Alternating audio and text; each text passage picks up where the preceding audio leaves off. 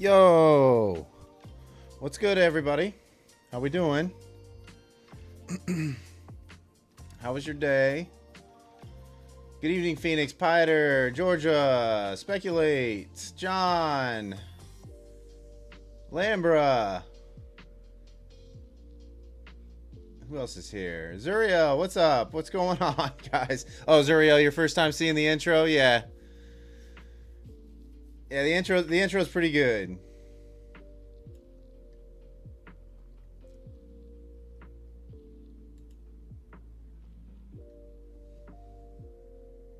What's up, Angie? What's up, Tim, Freddie, Sid? How we doing? How was your guys' trading day?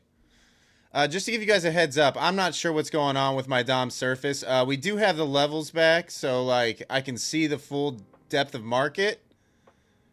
However, the aggressive buyers and sellers, the bubbles keep spazzing out on me, so just bear with me through this stream. What's up, Kelly? How are you?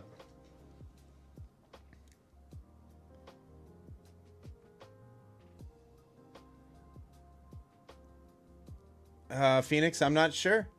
I'm not sure why you have an echo. I don't have any mods on my mic, so I'm not sure. Is it echo? Is my voice echoing for anybody else?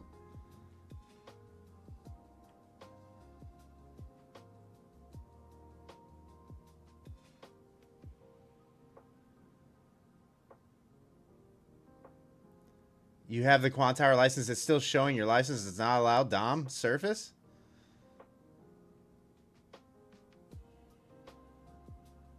Thanks, Jackson. Yeah, okay. Everybody's saying it's fine. All right, Phoenix. It must just be you, brother. I'm sorry. It must just be you getting the echo.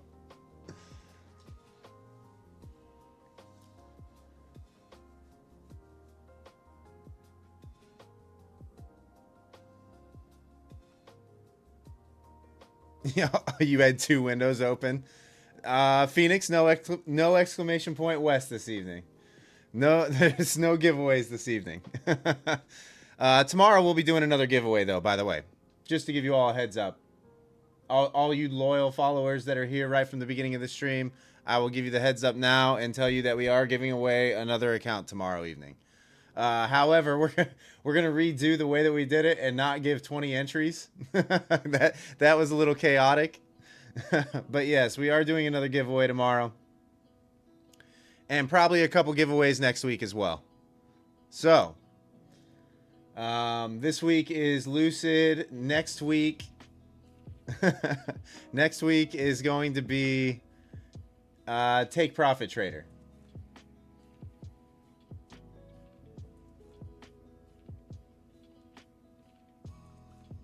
All right, you're out of here, Tim. All right.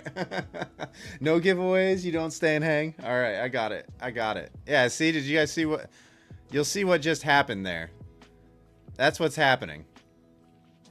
It just happens over and over and over again. So I'm not sure what's going on.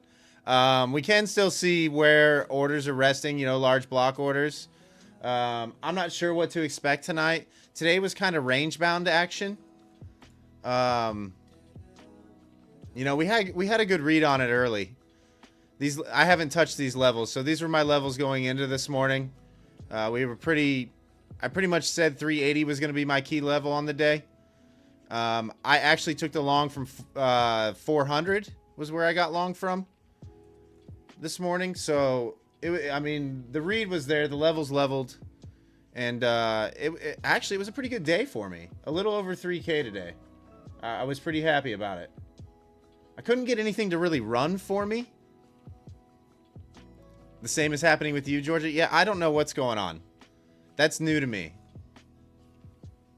As far as what's happening with the Dom Surface, that's definitely just the last few days. Well, really since Labor Day.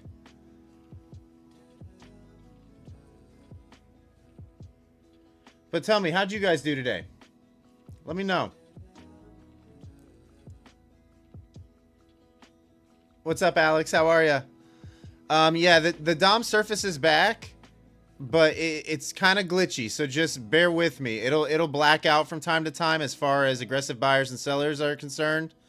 But we do have the visual of the full Dom, so we can kind of see where block orders are. Biggest order on the books is up here at 500, just above 500.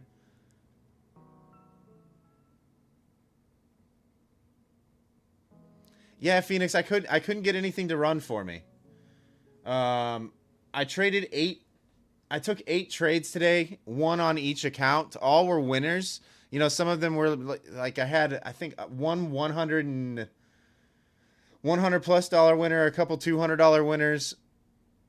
I had a almost $800 winner, a $600 winner. So it was. What's up, Team Massive? How are you? Tim, I was long from 400. I was long from 400 on this little pullback here. I was kind of patient on this. I mean, this one was my biggest trade. Team Massive, I'm good. I'm good. Everything's good.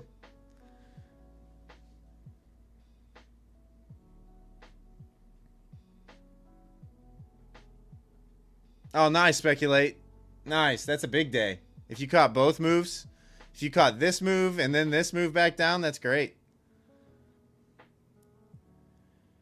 Yeah, there goes the Dom. And it's back. We might be dealing with that all night. All night tonight. You have Phoenix, you have the same levels as me in 3 years? What? Oh, you mean you've been copying my levels for 3 years? Yeah. Is that what you mean?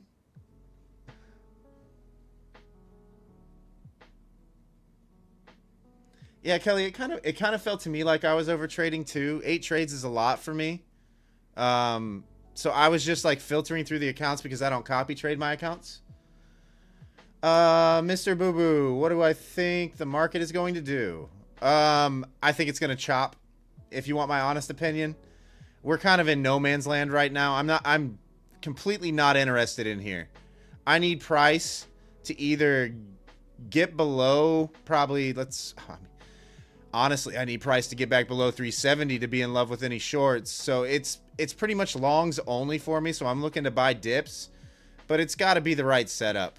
Like there's definitely orders stacked down here into like 350-ish, it looks like.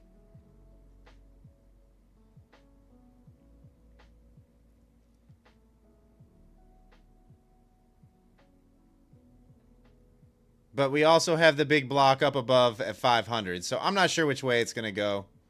It's looking pretty choppy, right? Like this whole area in here is a lot of chop, a lot of back and forth. Same thing back over here. And if we go back even further, you can tell we're just chopping, right?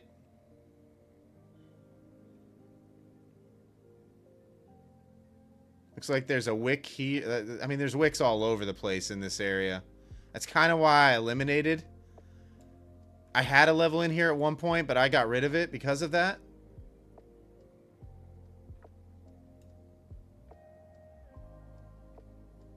Yeah, it's way. I mean, look. Straight down leads to straight up. You know, it looks like we bounced. What is this blue line? This is the overnight Asia session range. 30-minute range. Opening range. So it bounced that low.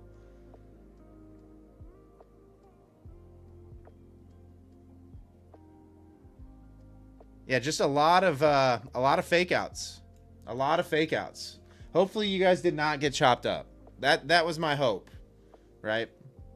This can be very, very detrimental to an account if you're flipping in and out of positions. So, you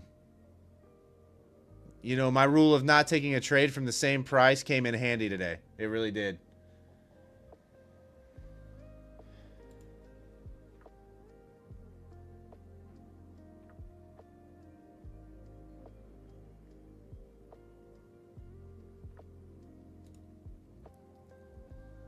But yeah, tell me, how'd you guys trade today? Oh, Phoenix is oh, you drew your own levels today and they were the same as mine? Oh, that's nice. That's nice. It's always good when multiple people are seeing the same thing.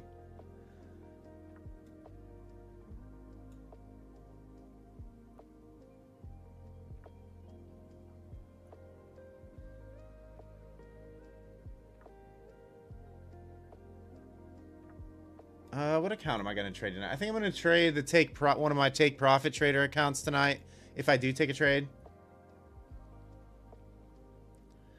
Yeah, Nahal, I'm looking for break and retests, or I'm looking for wick and reclaims.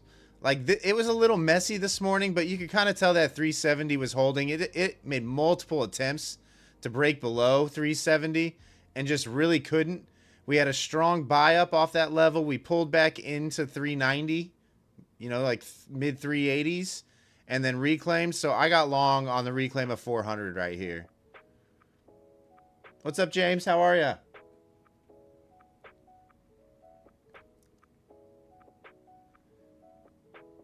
You made a custom indicator that just paints you win on your chart, James?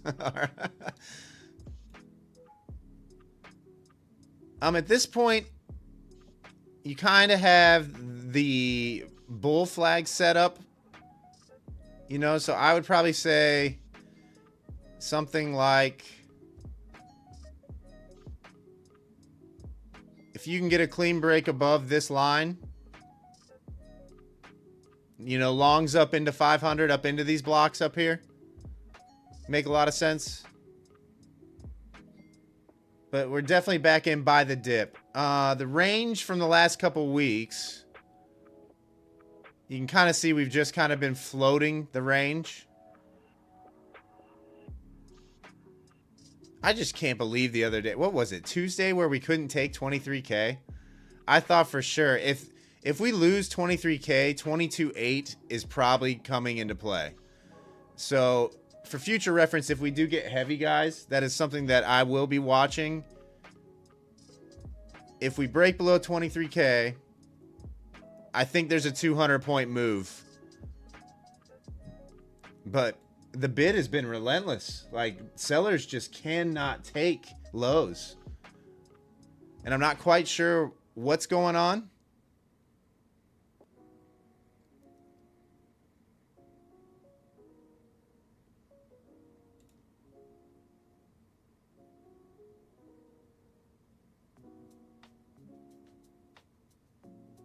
I should have hit this trade. Probably still can. I don't know if I'm in love with it still.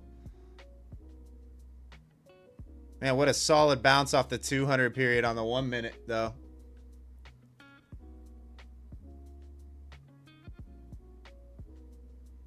Oh, my goodness. I hope you guys took that. I did not. I did not. I know it's way. I went and looked at the daily for a second, and the trade played out. I hope you guys caught that. I hope you guys caught that. I mean, that's an instant 10 points. All right, so we're probably heading up towards 500. Nice, Georgia. Yeah, that's a great trade. Kelly, you're looking at gold? You gold traders are wild, man. You guys are wild. Nice, Patrick. I started doing like longer term analysis stuff. Looked away for a second and price was already like breaking through. Gave me about 0.05 seconds to execute.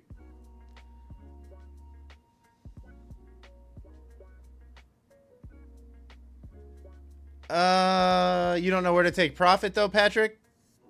I mean, do you want the safe target or do you want like a big trade? You're going to 500. Like you're probably going to 500. You could take it on a sweep of these wicks if you really wanted to. But 500 seems inevitable at this point.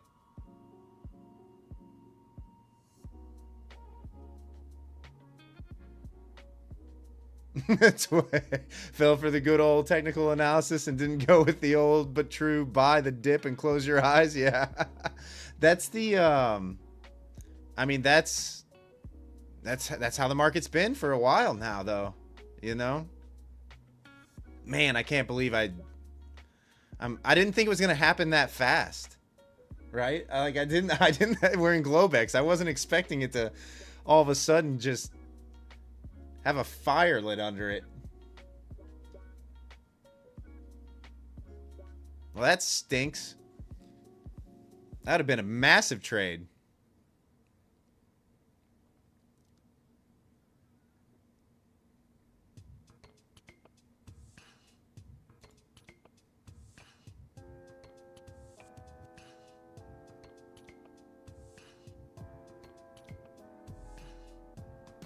Well, I guess I can get rid of this, huh?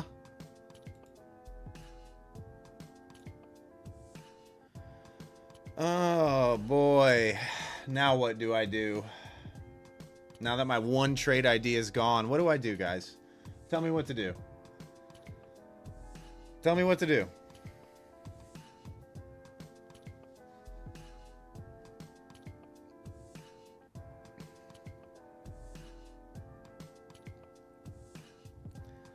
Yeah, Georgia, I mean, I don't Last night's overnight highs are sitting right here, just right at like 460. If I can get a pullback into this, I'm not opposed to trying the long.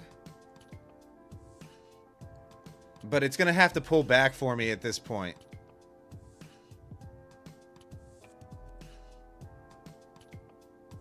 Facepalm time. Yeah, I know, Tim. That's just brutal. That's brutal. I mean, don't get me wrong. I'm okay with watching trades go by the wayside. Like, I do it pretty frequently with how patient I am. Which, by the way, guys, if you guys notice something that I don't catch in the chat that is quote unquote toxic, just let me know and I'll have the mods and because I didn't spot it quick enough last night, and I'm sorry that if some of you were offended by something that was said. We had somebody chirp the entire community pretty much last night on stream, and it was not cool. I felt bad.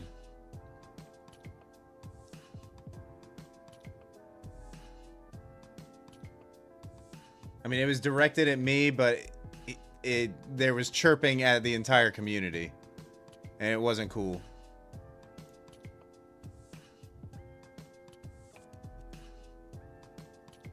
So I apologize. Give everyone mod and let's have a war. No, Tim. I did not. Tim, just a heads up. And for those of you that are like new to Discord as well, I will never reach out to you first. If you reach out to me, I'll respond, obviously. But I will never reach out to you first because I know that the bots and the scam accounts are out there, and there's tons of them. My profile's been copied a lot. You can usually tell if it's me or not if there's like a capitalized letter that shouldn't be capitalized, or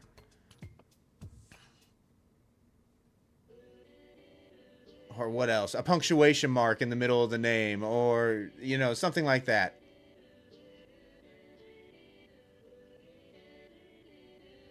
Hopefully you guys are all here enough and know my mannerisms enough to know that it's not me. Yeah, Kelly, yeah. Yeah, there's a lot of Wesley Emerald Gates out there now. Yeah, Tim, don't reply. Just block, report, ban. Do it. Do whatever.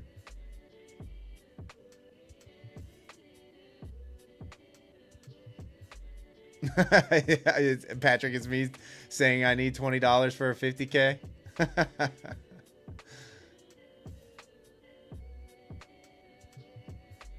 Hey, thanks, Design Knob. Appreciate you, brother.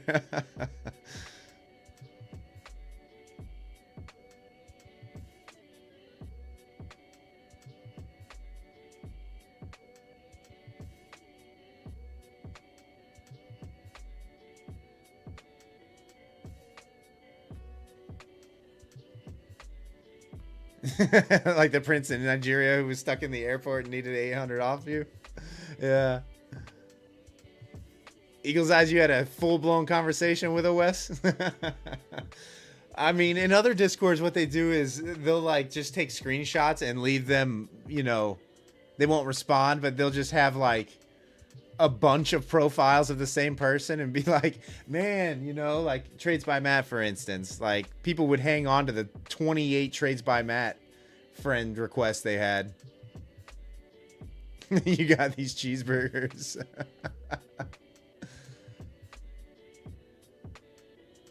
Oh, thanks, Jenna. Yeah, guys, if you could smash that thumbs up button. I know I'm a terrible streamer. I'm awful. I try to be better about saying that, you know, the streamer tags, the like, comment, subscribe nonsense, but it just, every time I say it, I cringe. And I know you have to do it, right? Like, you have to do it. Did he offer you accounts for a few Google Play cards? Oh, man. Too good.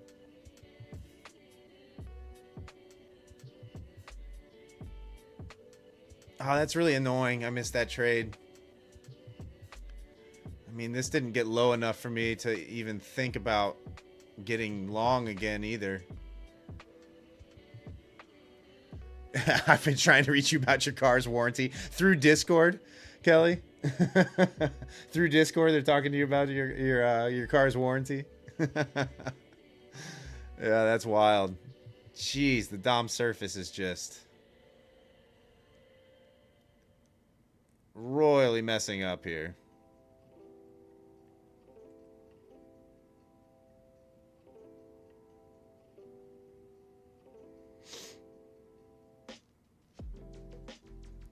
Robert, it's not the volume that's really high. I just think,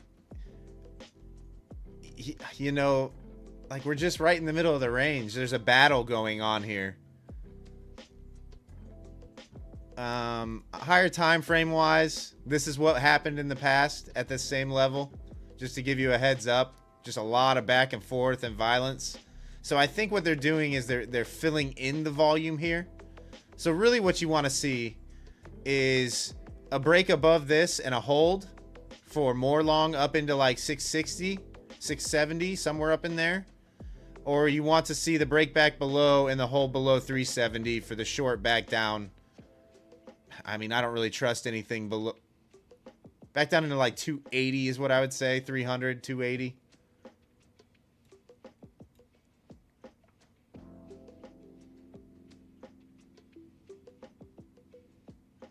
Looks like a news spike. Yeah.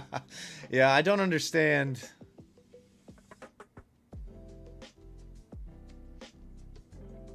They're just trying to fill volume. That's all that's happening. Man, that was such... This...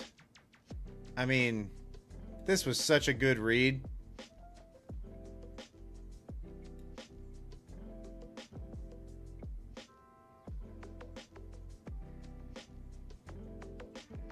Yeah, Pider, I know, but it was such a clear read. And then I go do some higher time frame analysis stuff, right?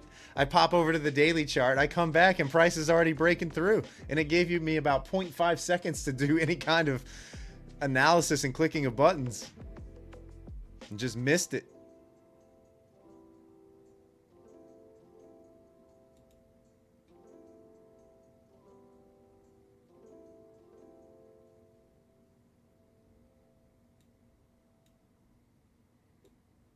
Oh, Chris, the 500 level paid on the short side? Oh, yeah, that's right. I think I remember seeing you were short. Did you, what, 500 to, what, 414?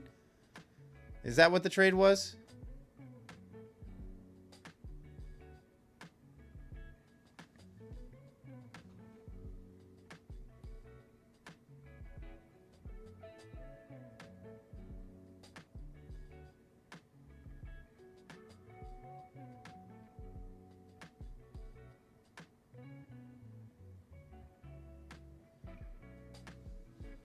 Oh, this is going to drive me nuts. The Dom surface spazzing out is going to drive me nuts all night. All right, ES is kind of at a big spot right now.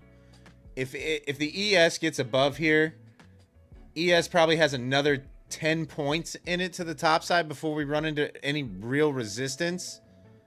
Does that mean the NAS has to follow it? No, but it's looking like ES is about to run.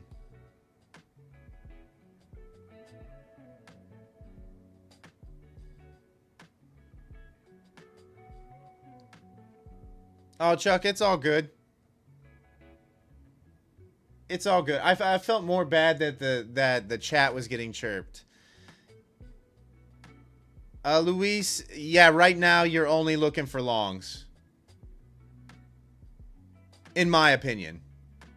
Right? In my opinion, yes. You're only looking for longs. I should already be long, to tell you the truth.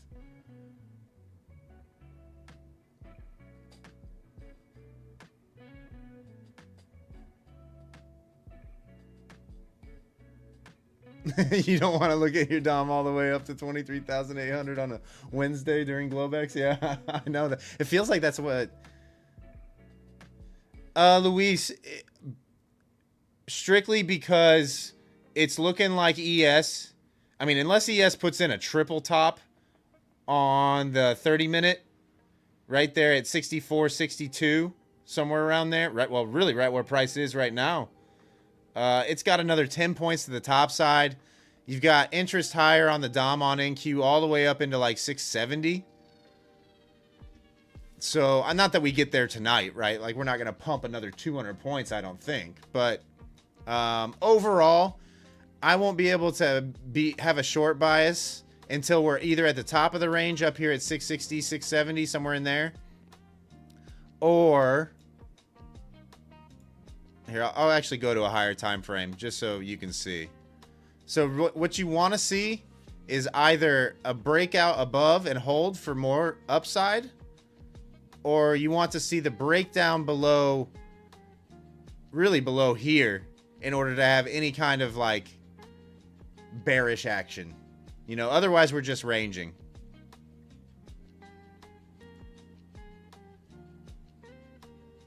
For a non-farm on Friday? Is it non-farm payrolls on Friday? Oh, Luis, you're at the gym looking on your phone? Yeah.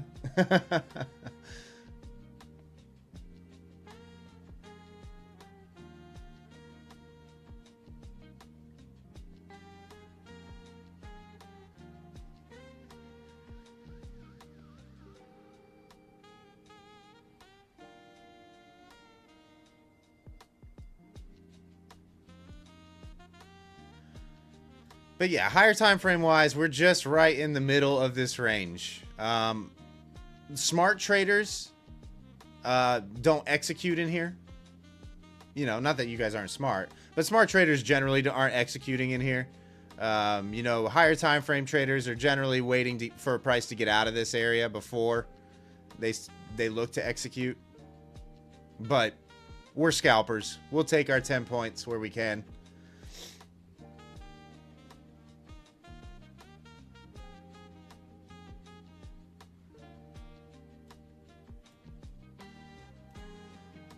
Oh, it's so annoying. There's no setup here either.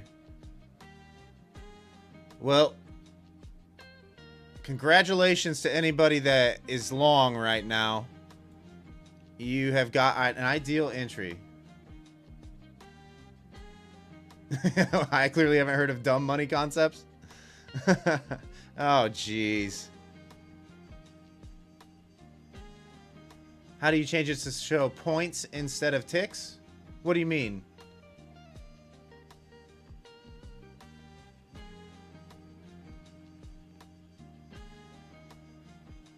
That was straight to 500, guys. I mean, we're looking at like like, come on. Come on. Oh, GG's, guys, if you GG's if you caught that. Straight to 500. Unbelievable.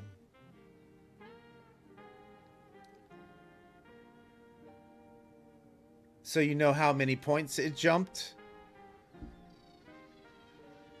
You can right click if you want to and drag, hold and drag, and it will show you all those stats right there. Just to give you a heads up. Calm Vibrance.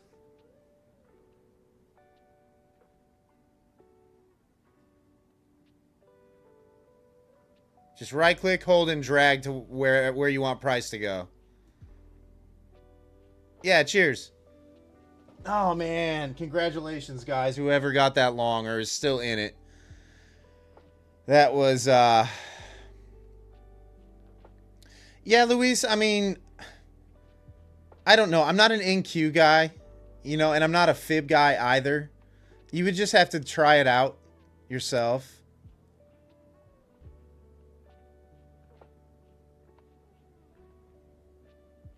Limitless. You're gonna dip. All right, brother. Enjoy your night.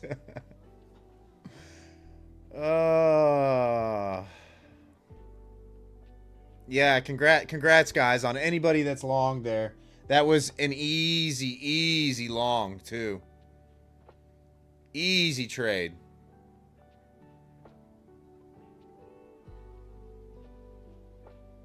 All right, so now what we're looking at is today's highs. At least we're coming up into like somewhere where we can get a read. If it breaks above, I'm not going to play the breakout. I'm going to be patient. But if, say it comes up into 550, comes back in and tests this area again and holds, I'm probably going to, I mean, that's a scary long on globex. Later, Phoenix.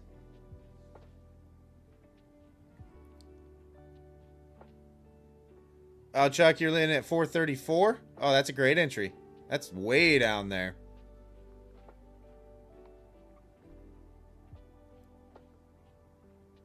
Holy ripper. Holy ripper. What is going on?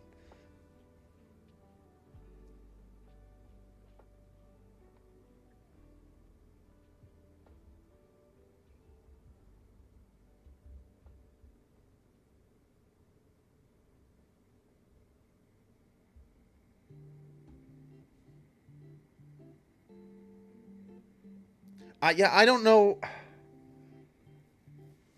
I'm kind of stuck. Like, it's not really given a good entry.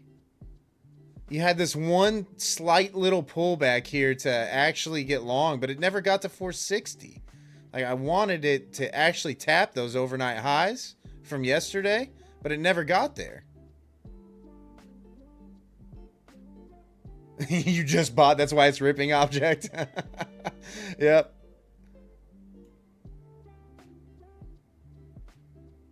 Avco earnings? Is that, would that really rip?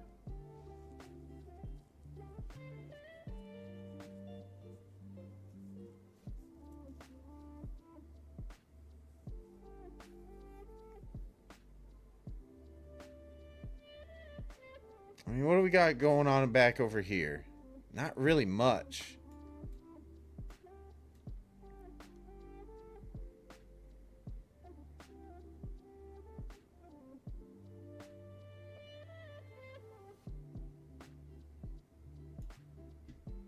Yeah, I mean, that's annoying. That's extremely annoying that I missed out. I gotta be okay with missing out on moves. I gotta be okay with missing out on moves.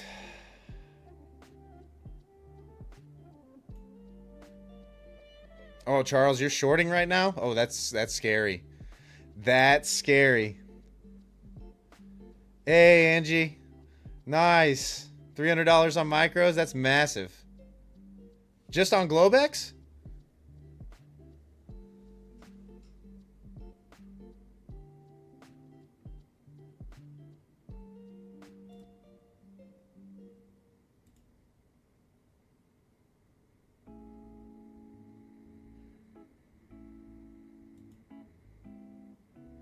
What's up, Dan? 150 in profit on that. Oh, nice. Nice. You hear that, chat? Dan is locked in a green day on that free account, on the giveaway account. That's nice. Thanks for letting me know. Yeah, Dan, that would be amazing. A free account. If you turn that into some sort of profit, definitely let me know. That's amazing.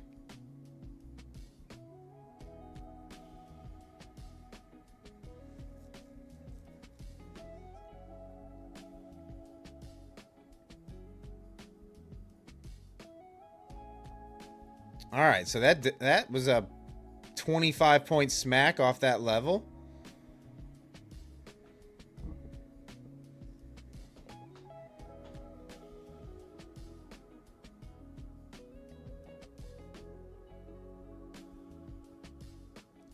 Zen thoughts, yeah.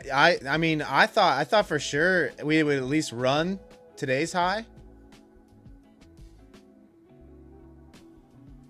I wonder if we're going to get... Let's see if we get the pullback into IBH from New York session here, sitting at 470... What is that at? 477? 476? Somewhere in there? If we can get that pullback and hold, I'm not opposed. I'm not opposed to trying the long.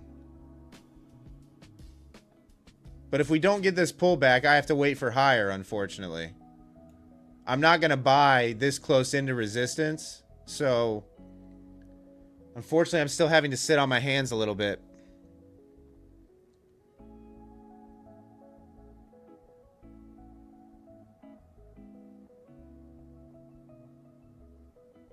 Yeah, Sean, I'm kind of with you.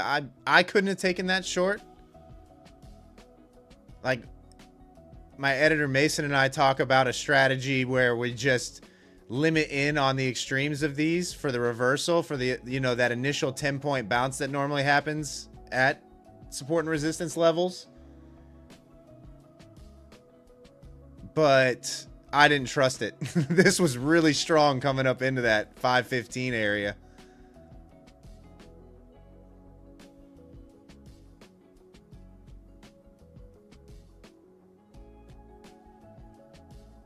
Yeah, Zen, I'm kind of with you. This definitely feels like a squeeze.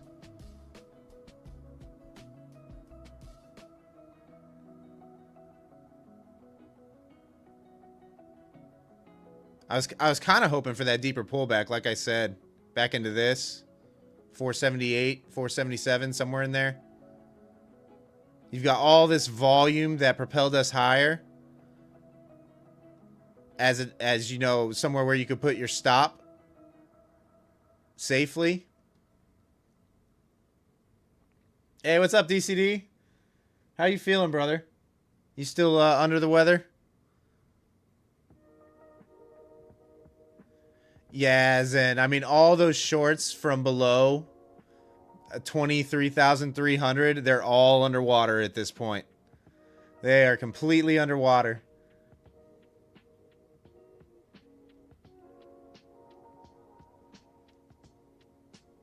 Coach, there was a nice re-entry. Where?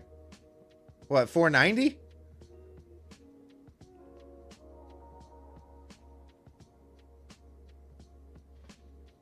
Oh, on the 1 minute? Yeah, I don't know.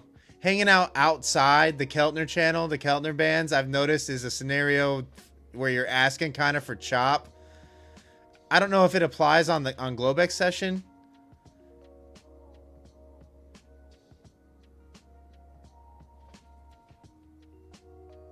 Wow, guys, we might actually get a glizzy print tonight.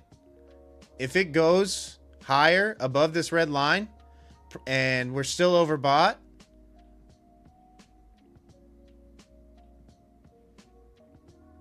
we might actually get a print. Hey, thanks for the sub, Yazan. I appreciate you.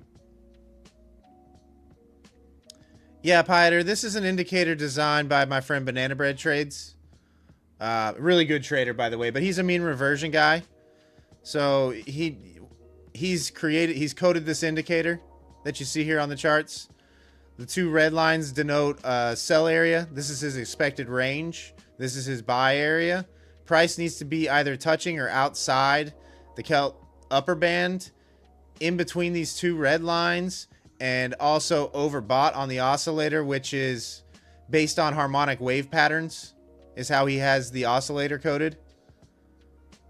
So if all those things line up, you'll see a red arrow print in this case. You kind of want to ignore it on news. Those are bad prints.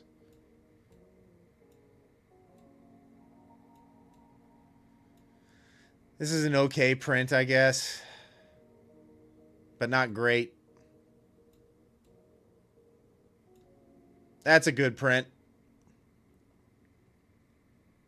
Your target is the Keltner mid, the 200 period moving average on the 1 minute.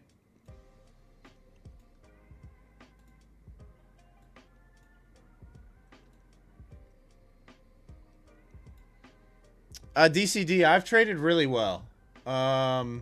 Over the last couple weeks, it's kind of been... Actually, the last, 2 months has just been crazy for me. Update on the base hit account if you guys want to see it. This is where we're sitting. Last 2 days, I've caught a couple base hits. I'm going to have to be careful here, though, because I'm getting really close to being live on this account. But we are still running all green on this account for over a month now. No red days. Nothing crazy profit-wise, but I was able to withdraw 3,600. Tomorrow, if I get another base hit it'll be another $1,200 that I'll pull out of that account.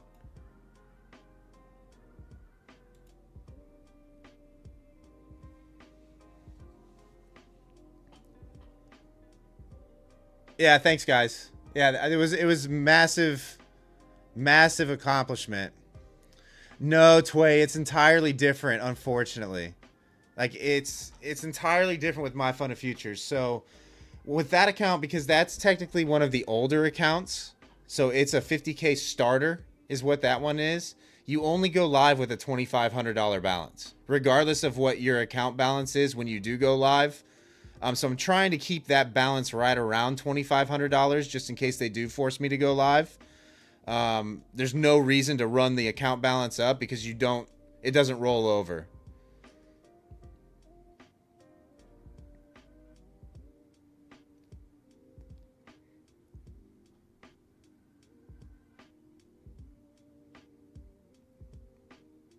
Yeah, Piter, and specifically with that account. Some of their other accounts, you do go live with a bigger balance. But with that account specifically, it only goes live with $2,500.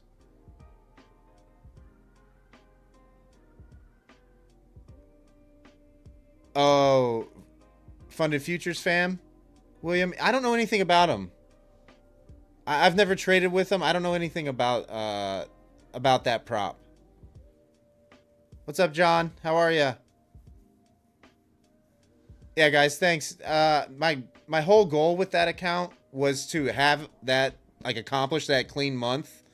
You know, I've never had that before in my, like, and I'm a profitable trader, right? But I generally have a few red days throughout the month. So I really concentrated on taking base hits on that account because you couldn't run the account balance. There was no incentive to run the account balance up. And lock in a green day every day to try and get that clean month. And I was able to do it. There were a couple days that were scary. There were a couple days where I was down $500-600, but I was always able to battle back and gather myself. So I'm pretty proud of myself for that. That's never happened for me. Later, Georgia.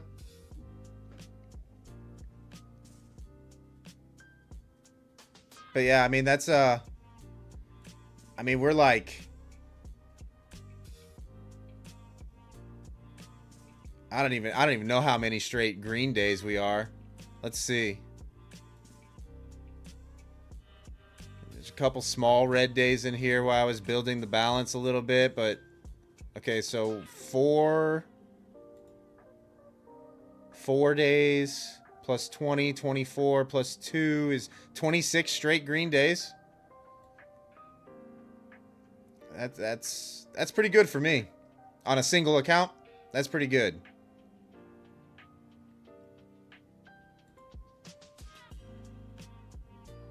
Team Massive. You want the Dan, just reach out to their Dan, you don't do that. Just reach out to their customer service. They'll hook you up with live data. Just ask for level 2 CME data.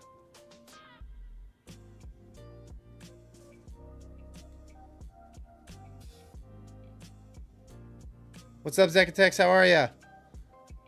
Thanks, brother. Yeah, guys, if you haven't yet, smash that like button. Smash the thumbs up button for me.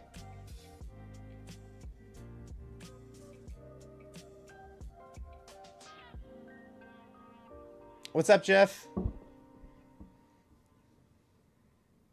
Oh gosh, I should be up like $1,000. I should be up $1,000 right now. It's so annoying. I'm so annoyed. Oh man.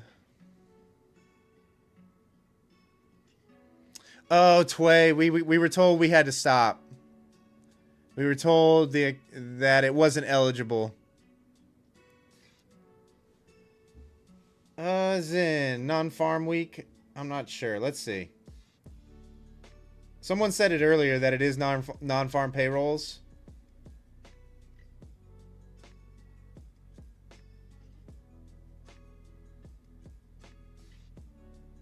Okay, so it's got to be on Friday then, if it is.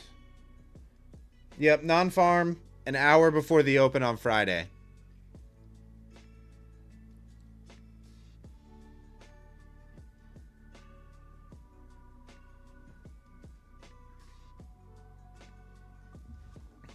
Team Massive, do I think we push past 518?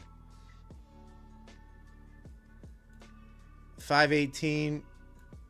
I mean, I think at this point it would makes a lot of sense to run these highs from today.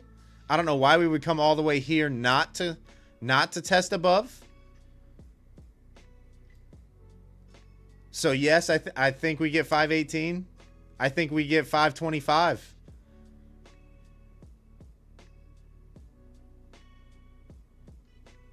Geez, it really was just close your eyes and buy.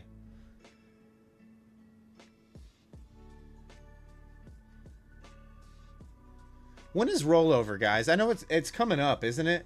Rollover week.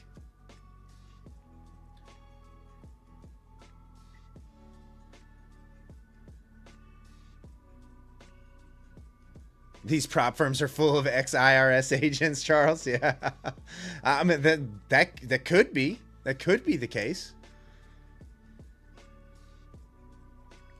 I know, Coach. I'm right there with you, brother. I am right there with you. I am happy that we actually have some good movement again. Don't get me wrong. The end of August was kind of like that too during the New York session, but man, globex becomes so much better when price is moving around. So much better, so much more enjoyable, so much more to talk about as well.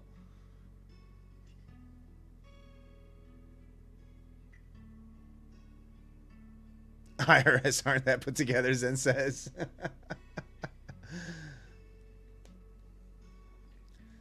Yeah, red candles.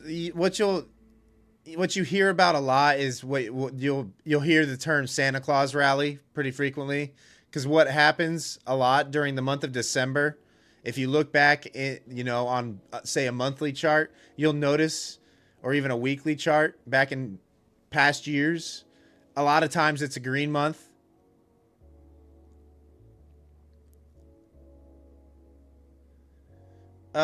Pedro,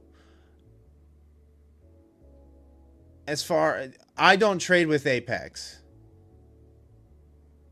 But you do you. Like, I know a lot of traders that do, right? Just because of the cheap evaluations. But after activation fees and everything are taken into effect, they actually aren't the cheapest.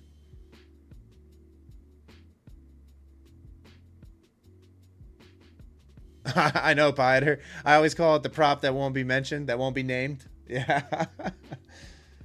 Yeah, I'm just not like, look, there's been too much shady stuff that's gone on there. Too much shady stuff for me. Whether it's been cleaned up or not, I don't know. But the fact that you have to remember 5 million rules while you're trading, it says a lot. It says a lot. I don't want to have to remember 8 million different rules. Oh, my biggest losing day can't be more than 30%, or my biggest losing trade can't be more than 30%. Otherwise, you aren't getting paid. You have to trade 8 more days, kind of deal. There's just too many rules now. I want things that are cut and dry. Trade Station, Chuck? Yeah, Trade Station's good from what I've heard. I've never used them.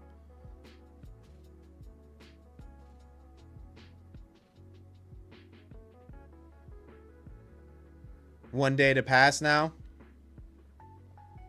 Yeah, I mean, 1 day to pass.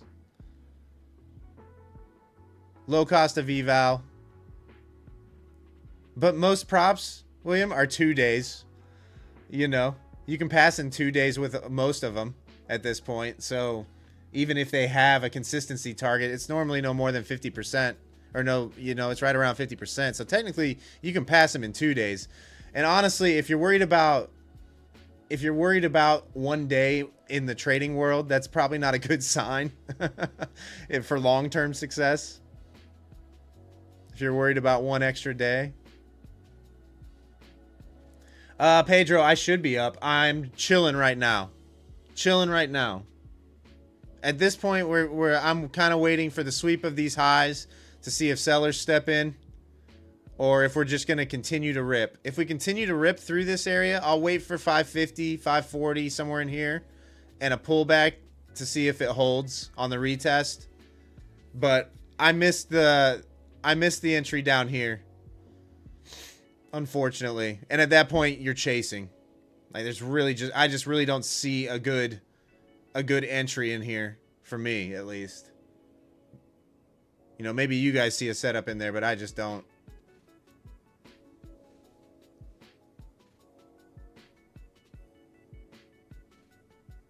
Yeah, ES still has a little bit higher to go. 64.73 I want to see get traded on ES.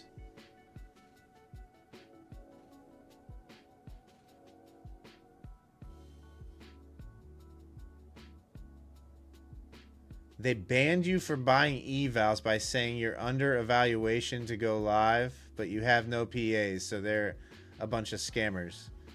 Oh, you mean Apex is trying to get you to go live, Willie?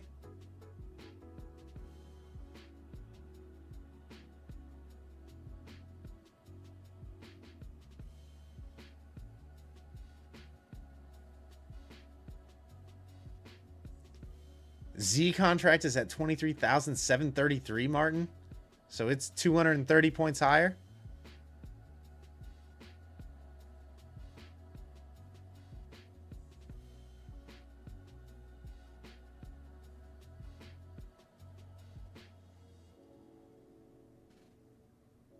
Dang, they're banning people now when they're trying to get them to go live? Are they actually trying to get you to go live, Willie? Or do you just think they're just feeding you lines?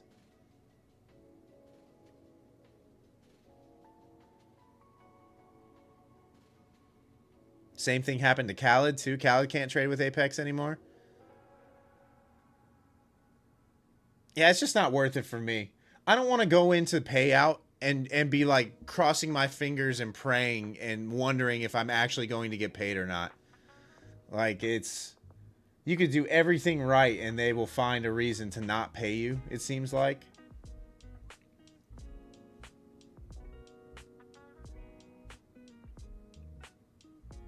You became profitable with Apex and then they banned you. Oh, that's great.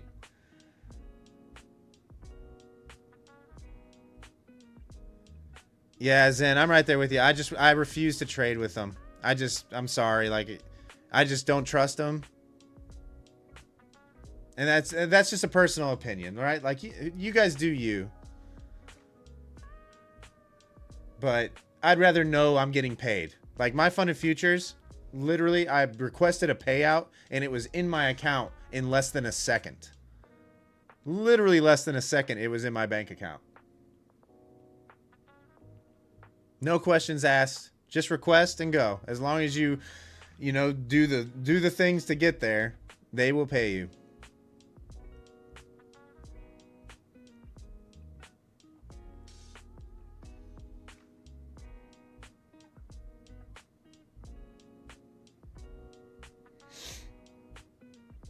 Yeah, Caleb, I mean, it is strong resistance up here. It rejected earlier today, right? But I don't want... I kind of want to see these tops get run. Otherwise, I'm probably just going to let it fall back to what I was talking about earlier, like back down here into the mid 470s, into this volume area, and play the long back up.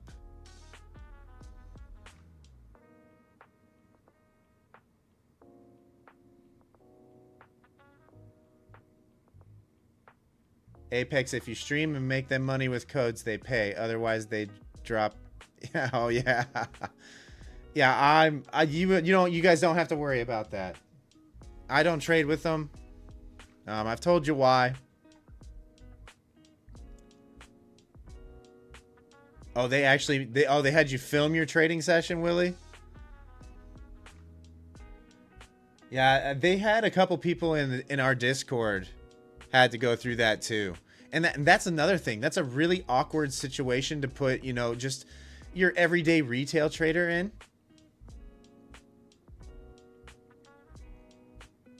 Oh, thanks, Thumper. You know, for a streamer, it's not that bad. Like, we're in front of the camera, you know, we're kind of used to it.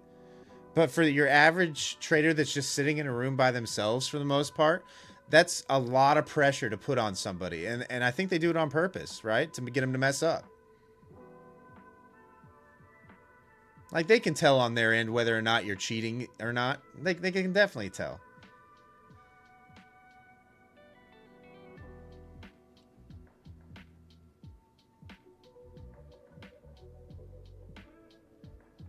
All right, let's see if we can get that pullback into like that 470 area, and we'll see if today's IBH wants to hold.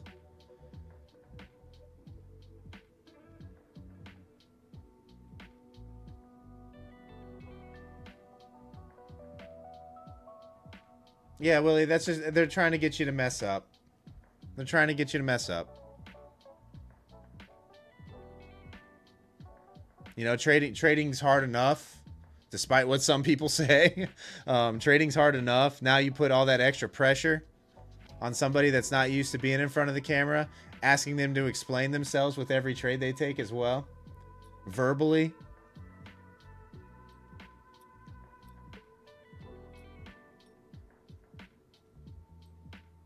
Like, it's easy to do after the fact, you know, after the trade is over. It's easy to explain. But in the middle of it, when everything has to be, when decisions have to be made within a short period of time, trying to explain why you're taking the trade, what your target is, and all that kind of stuff in the moment is kind of hard, especially during New York session. That's crazy.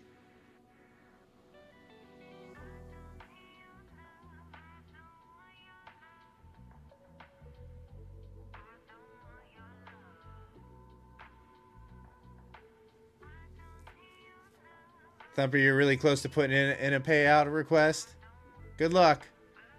I hope you get yours.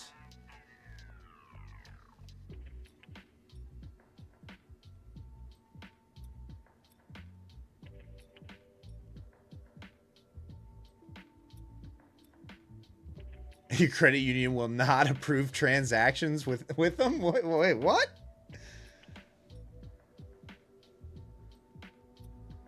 No, Caleb, I never look at tick charts. All my charts are time-based charts. The only thing that's a little bit different, and even it's a time-based chart that I have, is a footprint chart, a delta footprint chart.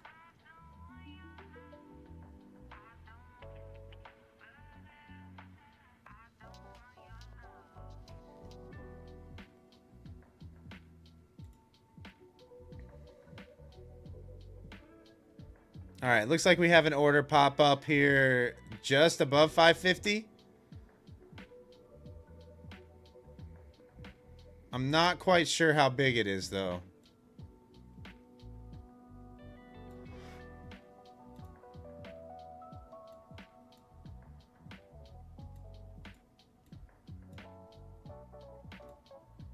So we got a 100 block up here at like 553.75. There's 30 block at 550. So we got about 150 orders sitting right here in this 5-point range just above 550. So it looks like somebody is trying to layer in, and then there's another 20 just above that. So this looks like a possible target area for anybody that's going to buy the dip if we get up there.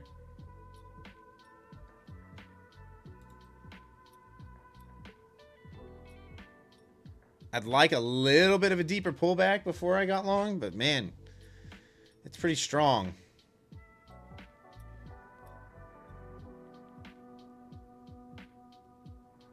Devlin, you like the 100 tick for short-term trend lines?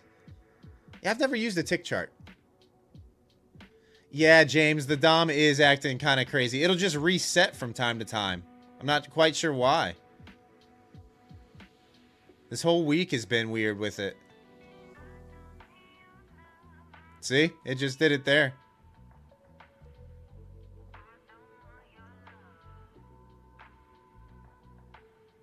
Jennifer, why am I looking for long? Because shorts are on, like, longer term shorts, swings are underwater right now. Everybody who was shorting down here below 23,300 is underwater. This feels like we're probably, unless we just range out here for a little bit, we're probably going to make this move straight up to 660 at some point. You can see how it was straight down through here. That's kind of why we're looking long. You've got these highs resting over here that could act as resistance at 550, which is probably why all that volume is stacked or trying to get in there. But this seems like the more likely move right now. So I won't flip to a short bias until price is back below 23,300 currently. Myself.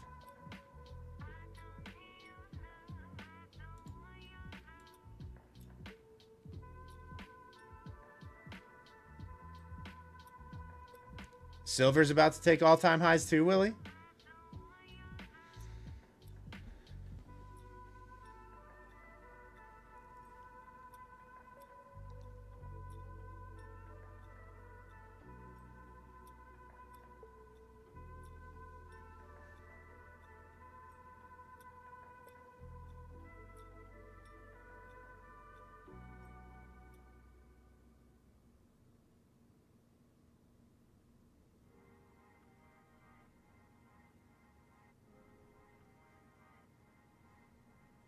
Yeah, Pedro, I would say for your first prop, probably try something else. That's just if you're asking me. All right, they have the cheapest evaluations, but there's other props out there that are cheap. But I probably would try a different firm.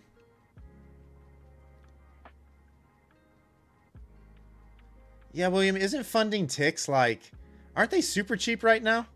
They're like, what, $38 all in for a 50K?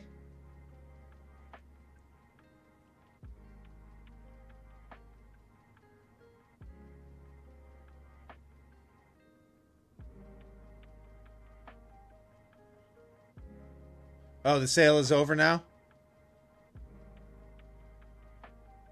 It's $50 for, that's still pretty cheap. $50 for a 50K?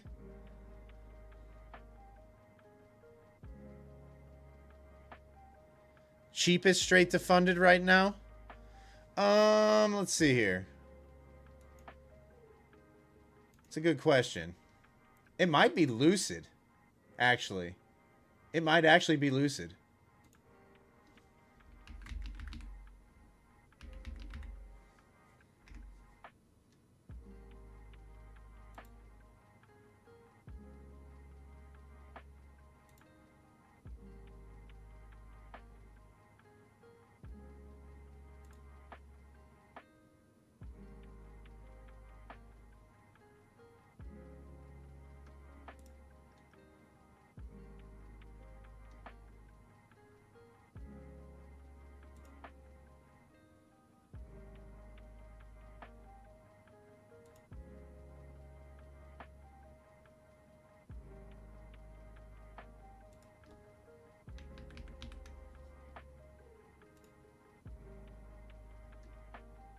All right, so currently with Lucid, a 50K direct to funded with my code is $342.30 for a 50K. That's probably the cheapest direct.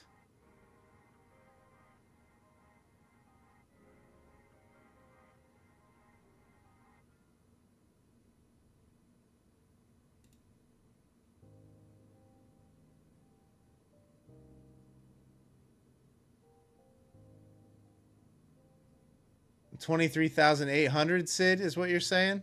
I mean, I don't need to look at a 2 hour to figure that out. I mean, it's got to get through 660. It's got to get through this area first. If you're asking me.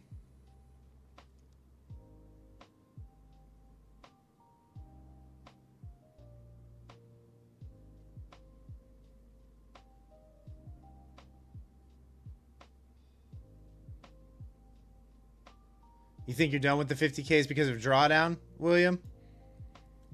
I mean, the 50Ks... all my accounts are 50Ks, except for my take profit trader accounts. Those are 25Ks, actually. But with all the other firms, it's all 50Ks.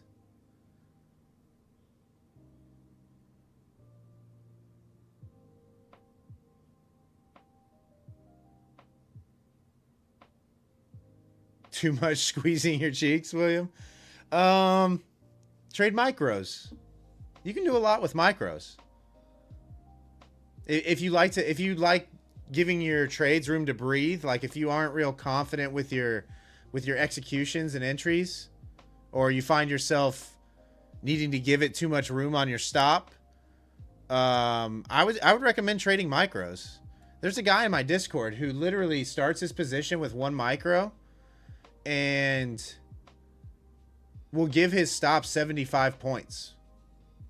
And then if it goes against him, he waits until it looks like it's going in his favor, and then he'll add in on the way back up. And he's green almost every day. Almost every day he's green.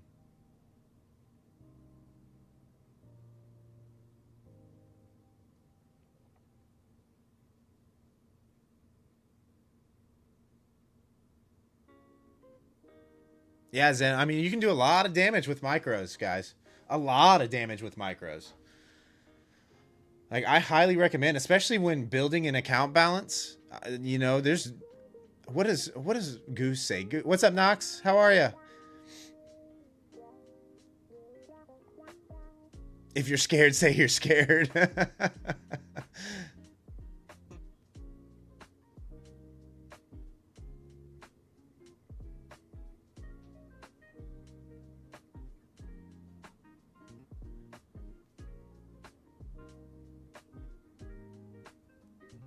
Yeah, Charles, I mean, I'm not afraid to say it. There's times where I'm scared. There's times where I'm scared. When the NAS is whipping around and it's really volatile, there's times where I'm scared when I'm in a position, for sure.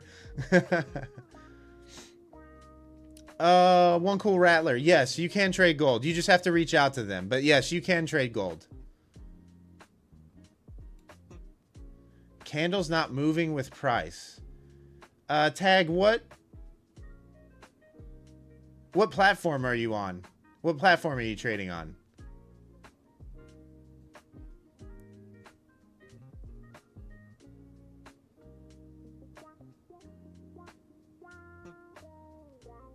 I guess I really won't be able to help unless I know what platform.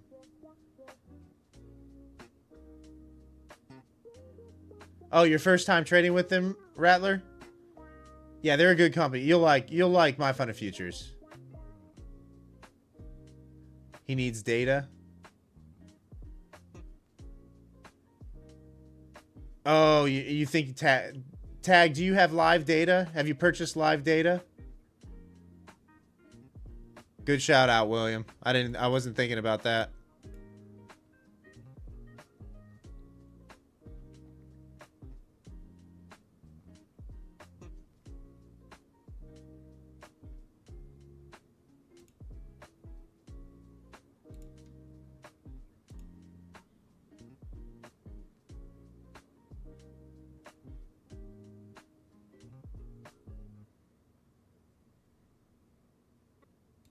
It was kind of funny last night, guys. So I was watching. You remember how we were at... I forget what we ended the stream at. It was like 3,254 subscribers or something like that. I immediately ended that stream and 14 people were gone immediately after the giveaway. As soon as the giveaway was done, they were like, unsub, see you later. Kind of anticipated that, though, on a giveaway. People tuning in for the free stuff, and then they're out.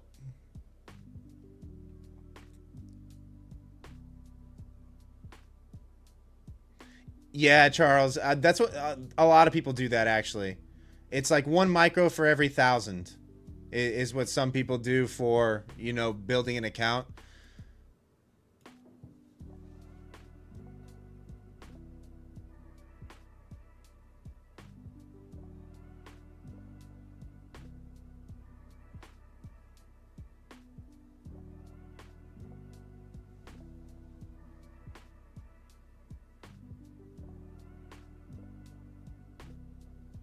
You're trading your take profit trader account and the candles aren't printing?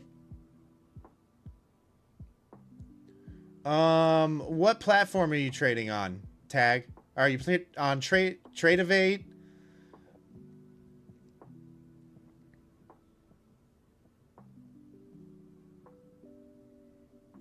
I know, Martin. Yeah, it was crazy. It was wild. He said Trading View. Okay, so Trading View. Yeah.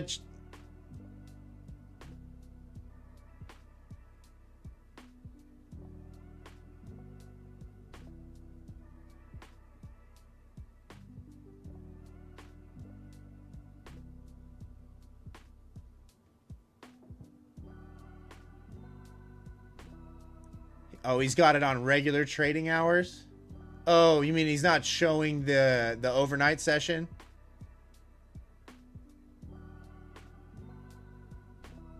Yeah, H Cabrera, you can have. I think you can have two props on Trade of 8.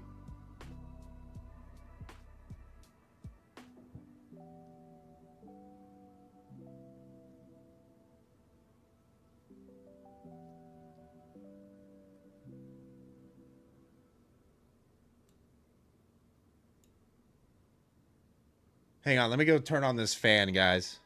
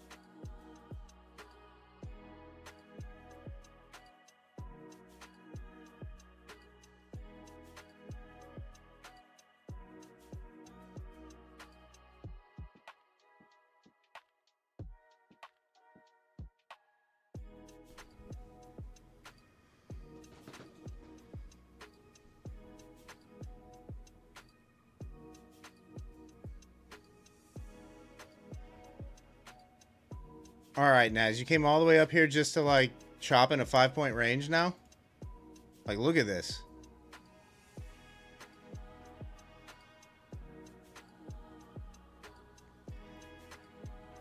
Literally just beelined up here and then decides to chill here for a minute.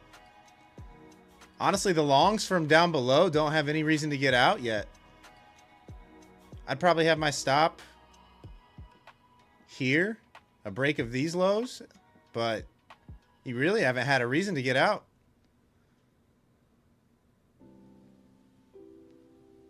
You think it's bull flagging? Yeah, I kind of feel there's more upside in it.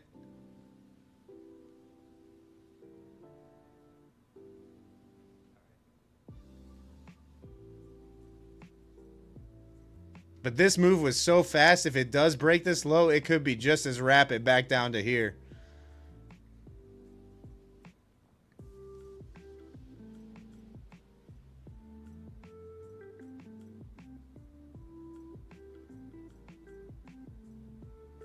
I kind of feel like the flag played out here.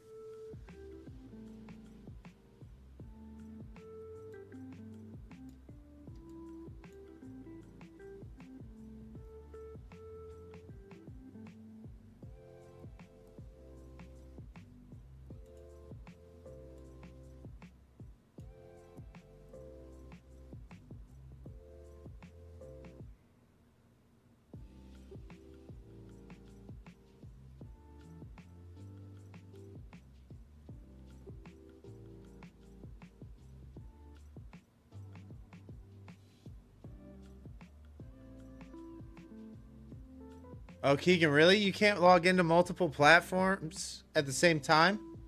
That is one nice thing about Quantower, right? Is I can have my Top Step, my Take Profit Trader, my Funded Futures, and trade them all without logging out and logging back in or having, you know, multiple windows open, multiple instances open. Yeah, Knox, they're actually really bad with their dashboard updates. I can't remember. I think it's like 8 p.m. Eastern or 9 p.m. Eastern is when they update their dashboard. Their customers, like, they're not up to par with the rest of them as far as the back end is concerned just yet. Tradersons, just use Ninja. You can do the same thing. Yeah. Yeah, I like Quantower. I'm going to stick with Quantower.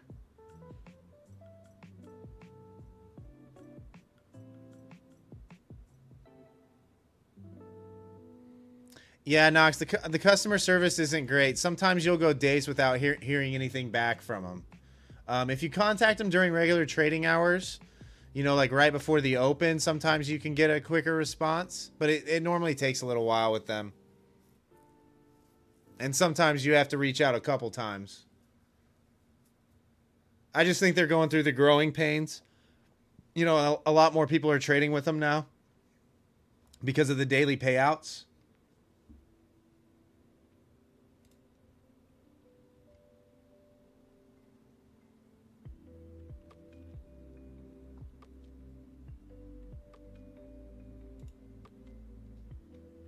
Oh, thanks, Knox. I appreciate it. Thanks for the support.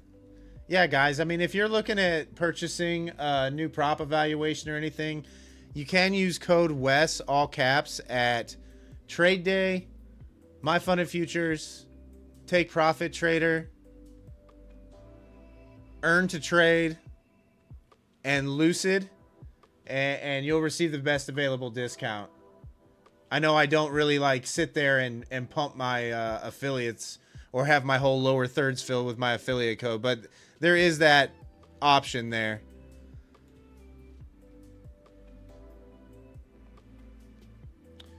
Indian Burn, it depends what you do. So like if you go from evaluation to funded, it's every 5 days, just like My Funded Futures. If you do the direct to funded, it's every 8 days.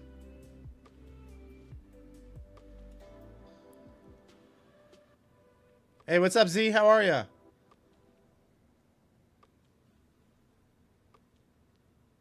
All right. Let's see if we can get that push higher. I need price to get away from this whole area.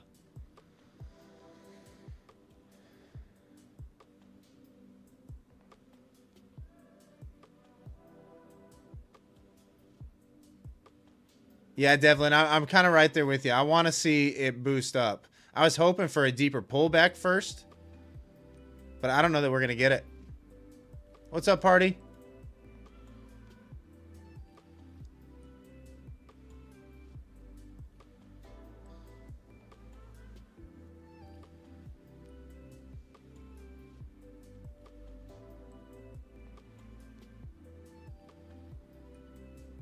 Take Profit Trader answered? Oh, good. They should be getting better, like gradually getting better about things. They're getting enough business now and getting big enough where they should be able to do some hiring.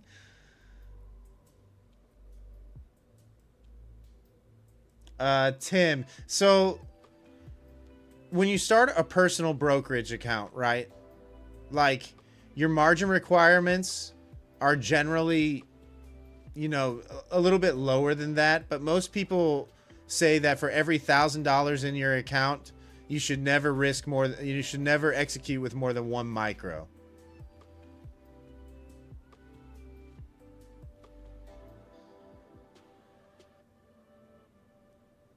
Oh, that's good to hear. No, that's good to hear, guys. If Take Profit Trader is getting better on that end, that's great. I haven't reached out to their customer service in a long time, but I've heard other people have had issues recently, like within the last couple weeks.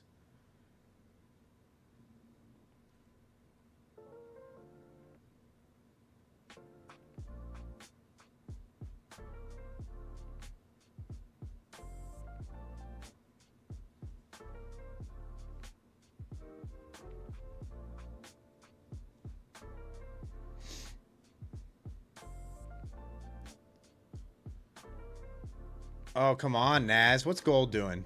For all you gold traders out there. Oh, man.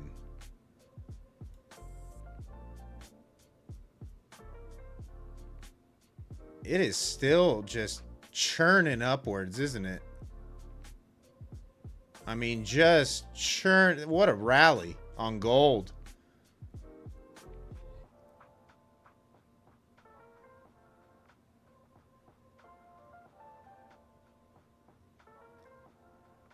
Jeez.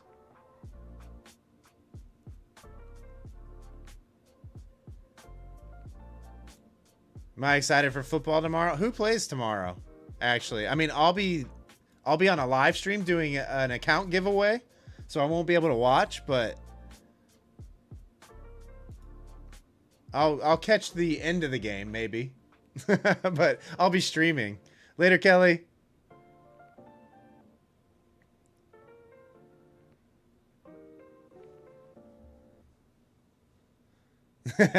Yeah, party. You'll just have to give me updates in the chat. You'll just have to update me what's going on in the chat. All right, are we finally going to get the pullback? Or are we just going to bounce these lows again and chop some more?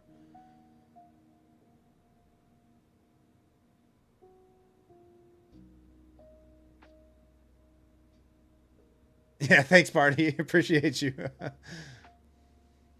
Oh, 100%, Martin. Are you kidding me? Chop more. Yeah, there's not a whole lot of selling interest right here for some reason, but there's not really buying interest up here either.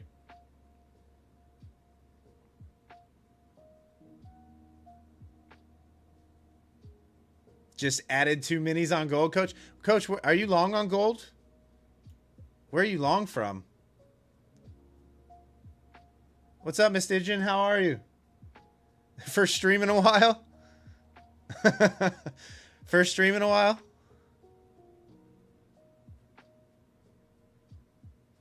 Yeah, Miss Digen, if you're just tuning in for the first time in months, things are a lot different now.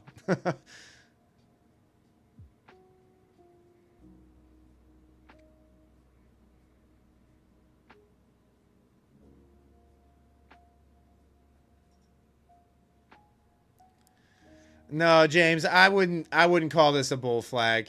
I would just say like I think it was who said it earlier. It's just we're just chopping out. Oh, jeez. All right. I mean, you're coming into central pivot on gold. It's not much higher than current price. It looks like the pivots work on gold as well, though. You can see it bounce support 1. So this would have been the buy. Targeting central pivot. Possibly even higher with the way gold's been ripping.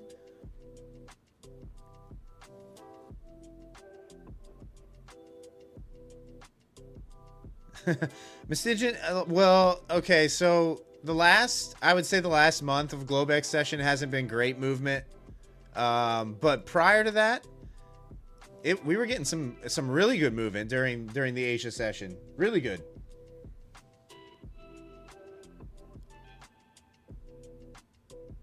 Oh, are we finally going to get this pullback? Man, my Dom surface is annoying me.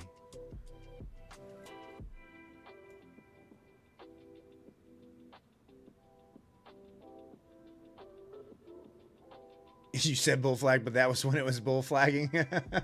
Red candles.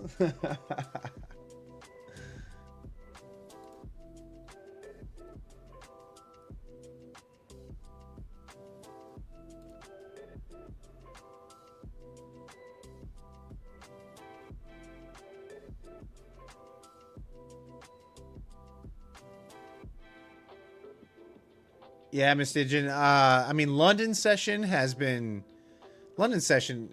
great. When I look back at price during London session, obviously I'm asleep at that time, but man.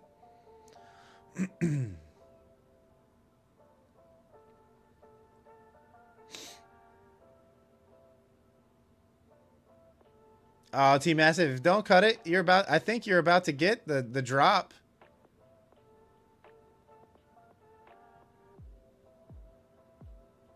I mean, I'm not positive that it's going to fall, but like it's looking like it might break down back down into 480-ish.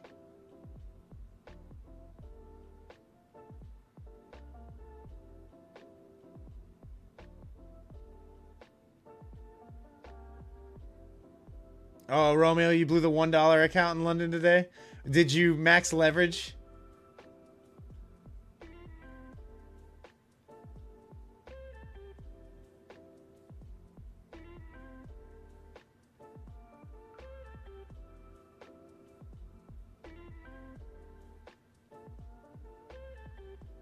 Did you YOLO the $1 account?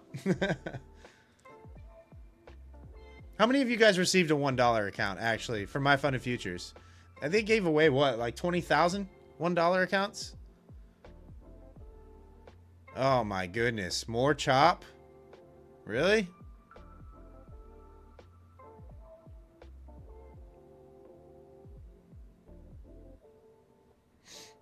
VW did? Eagle's Eyes, you got one too? Red Candle's got one.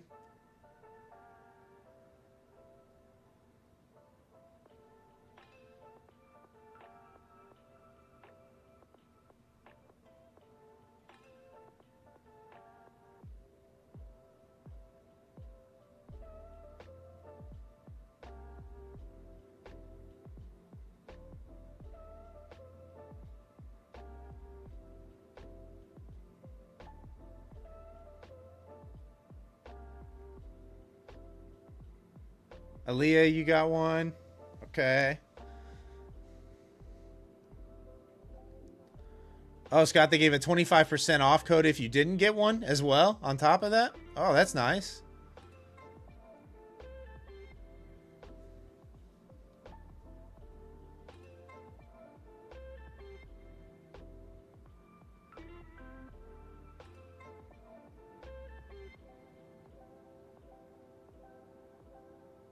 Oh, you made 2K on it. Now the consistency's all... Yeah, you got to make a little over 4K now. You should be able to do that. I mean...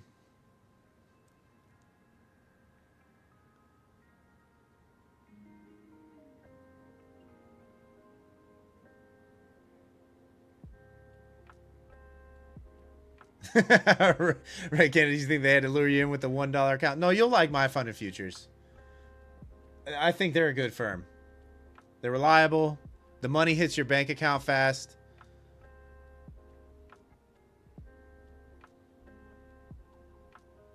They've got a pretty good dashboard. Yeah, I really like My Fun and Futures. I really like them.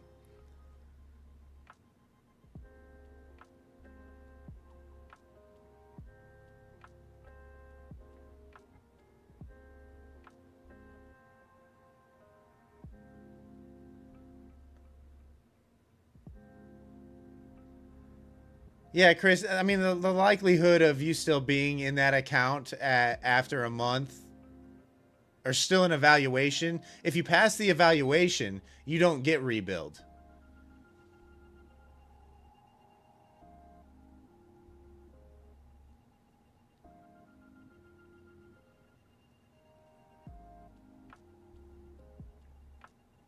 So if you're coming up on that 1 month time, it's boom or bust.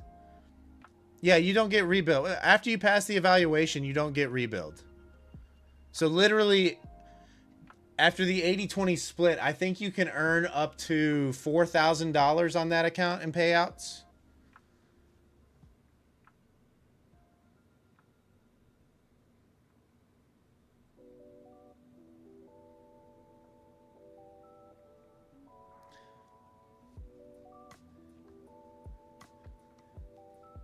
But yeah, if you pass the evaluation, you will, and you earn the funded account, you don't get rebuild anymore.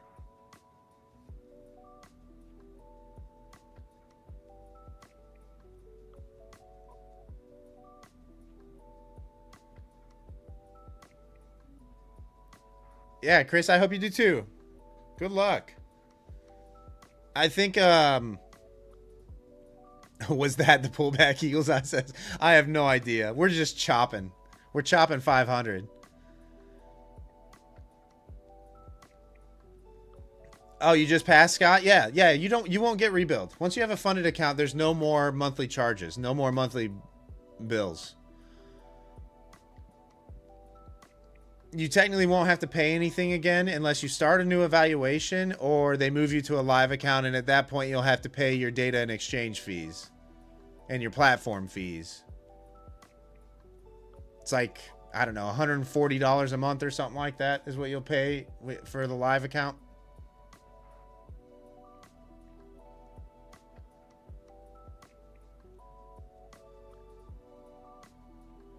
Yeah, MSG. Yeah, that is true.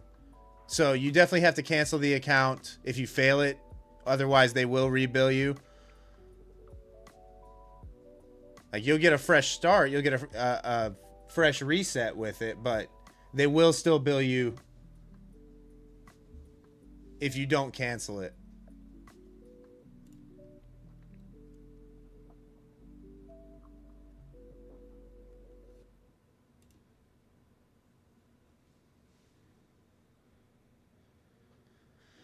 Sorry, guys.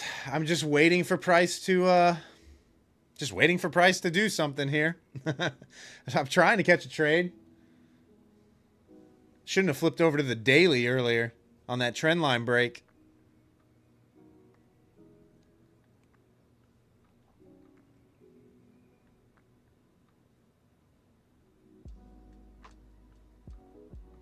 Yeah, Devlin, I saw something like $500 is what you have to pay for a 50K funded reset or something like that.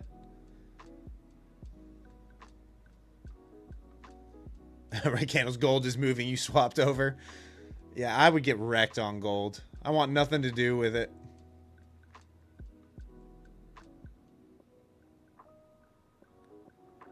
Yeah, I mean, at that point, guys, you can pass those evaluations in 2 days. You know, I mean, if you're confident that you can pass the evaluation, I don't see any reason to spend that kind of money. Although, you know, at Top Step, it's $200 all in for a 50K. So I guess you just have to weigh whether or not you feel like you can make the $500 back in a single session, you know?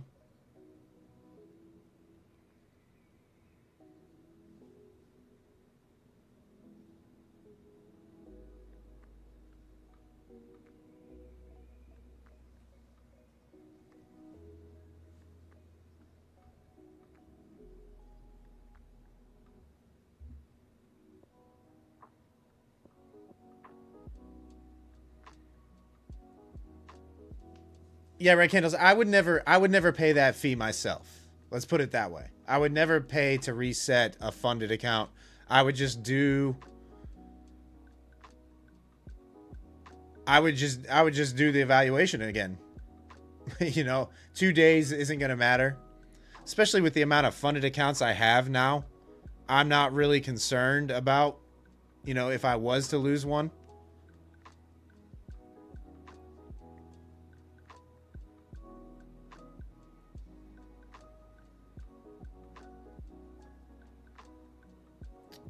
Knox. So say you had the profit target's 3,000. It means you can't earn more than 1,500 in a given trading session or in a given day. So your day can't exceed $1,500.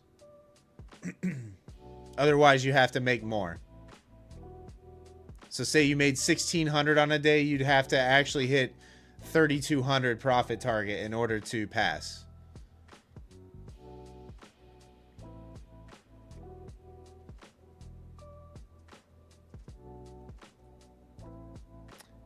Yeah, Charles, it's just a way for them to earn more money, for sure.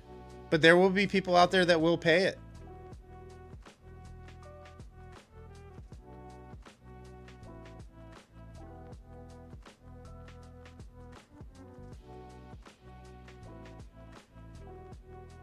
$23,487.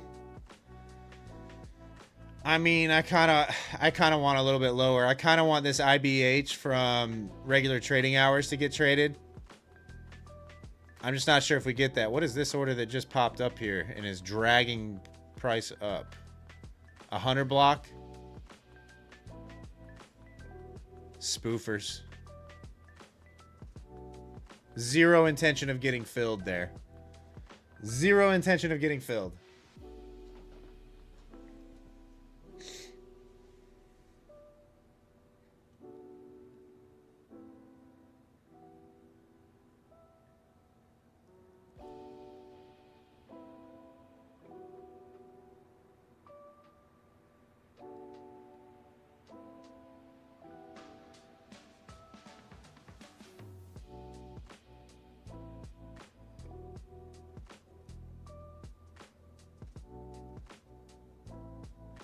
Paulie is playing with me. It's only 100 block though. Paul's normally throwing on 300 or 400 lots.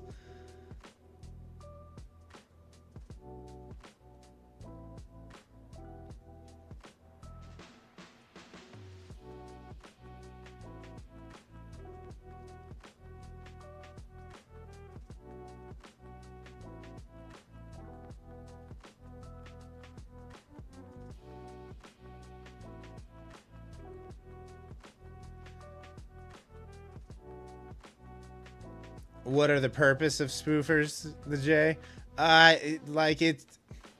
They're trying to manipulate price, because you know how price is trying to seek out volume. That's all they're doing. You know, they're putting like volume out there. There's zero intention of them getting filled. Like, they're just messing around with people. That's what they're doing.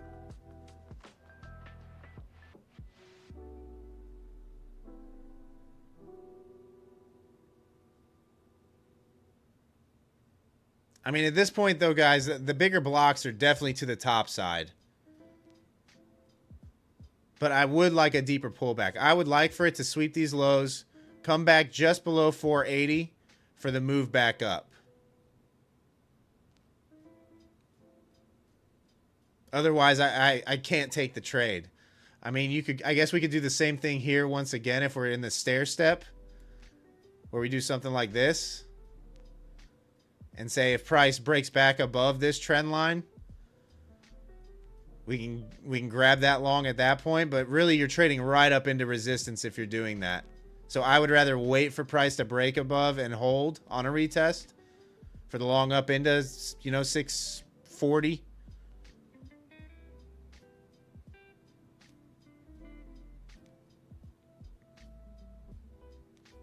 Yeah, the J, that's pretty much how you would read it. Not that price is always going to do that, right? Like, they can throw whatever orders they want on. But what you'll see a lot is those big blocks do attract price.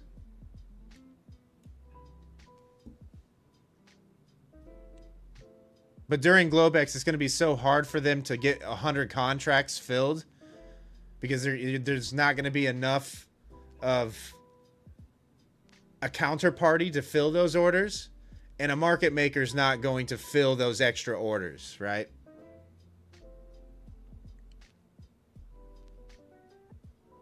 Or at least not that many.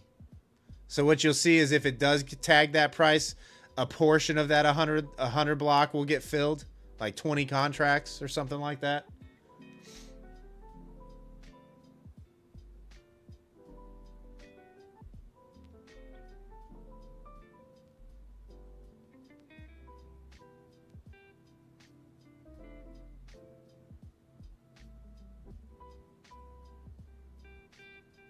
Yeah, my 17 minis the other day drew that back to your stop and it blasted up 80 points. Yeah.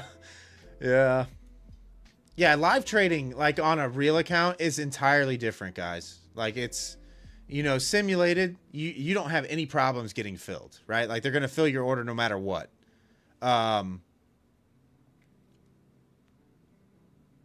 In a live account, there has to be a counterparty. Like, say you're trying to buy a price, there has to be a seller at that price in order to match that order. So sometimes you'll catch a lot more slippage if you were to mark it in on an entry, because they're just going to fill you at the closest available counter.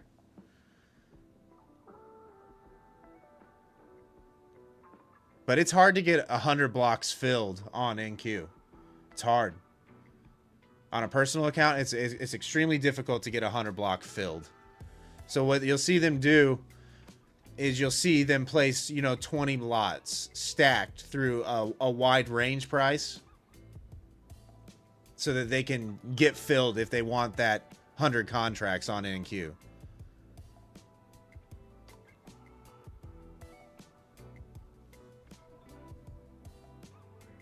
Yeah, kind of red candles. Exactly.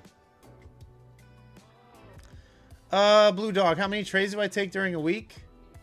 I would say, I mean, you can kind of see by this. Now, I trade multiple accounts and I trade them separately, but you can kind of see how many trades a day I take on one account. So 1, 2, 3, 2, 7. And this is just because I was digging my way out of a hole. You know, all the higher amounts. But I'm generally like, I don't know, 3 to 5 trades a day. Later, Chris. 3 to 5 trades a day. Hey, thanks for the sub, Derek. Appreciate you. Yeah, so like 3 to 5 trades a day. So what would you say? Like probably 20 trades a week, 20 to 30 trades a week. But not that many.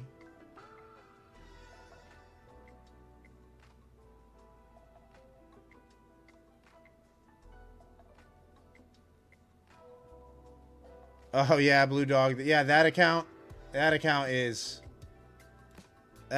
all green. Not a lot of big days, right? The biggest day in there is $665. But these were just base hits. That was my goal with this account. Was just secure a base hit a day, call it. If I was, you know, I've taken what, 3,600. If I have a winning trading day tomorrow, it'll be another one. This account's close to going live though. I got to be careful. I got to decide whether or not I want to take it live or not.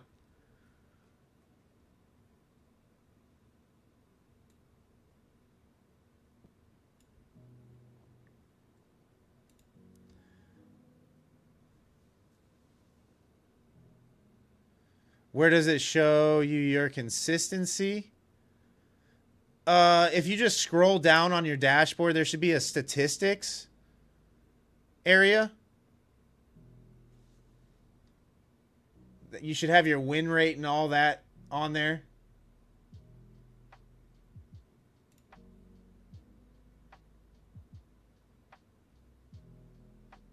And your profit factor.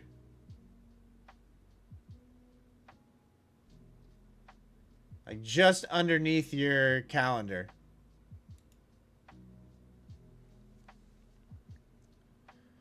Oh, Joseph. So I trade all my accounts separately. So that's just one account. But it's not that like all my accounts I trade separately. I take different trades on each of them.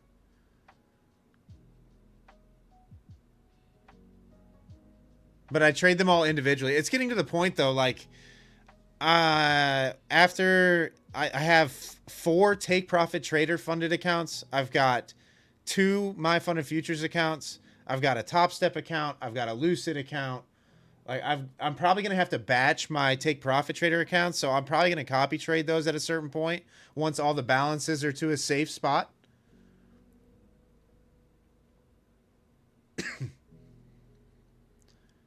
Red candles. It says your profit factor is 1,242. Oh, that's ridiculous. Oh, Khaled, not enough. Not enough. It's too easy. Yeah.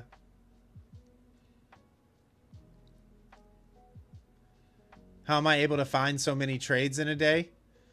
I don't really. There's some that I don't trade every day. Yeah, red candles. It's normally below 5. If you've only taken a few trades and your losers are really small and your winners are really big, there's a chance that it could be that high, I suppose.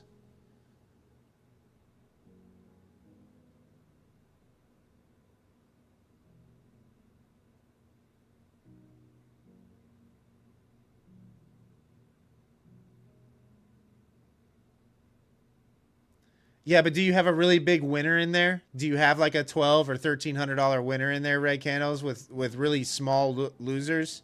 That's why it could be so high. Really small sample size. That'll balance out over time. Yeah, you're at 2,200. Okay, yeah. Yeah, if you have like a couple really big trades and a couple like really small losers, obviously your profit factor is going to be up there, but that'll adjust over time.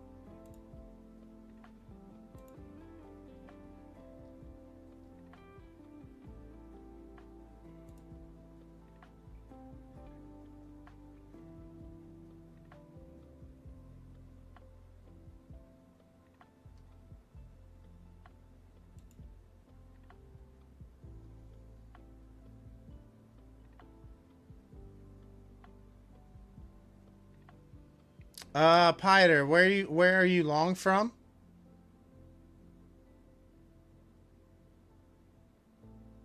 I mean, the next area of interest for me, I've talked about it, is these 470s somewhere in here to the downside.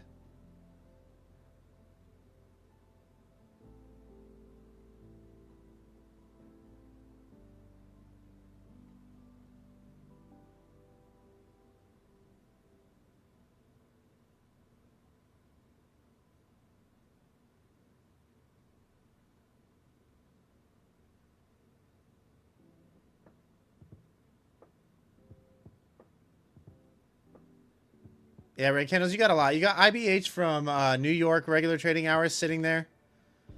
You've got this volume that's sitting at just above 470.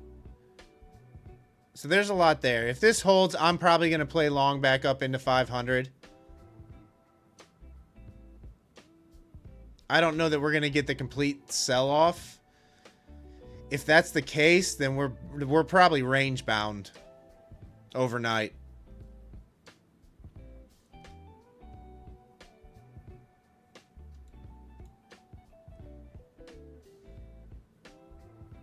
Go visit Asia lows. You guys are short from like 500.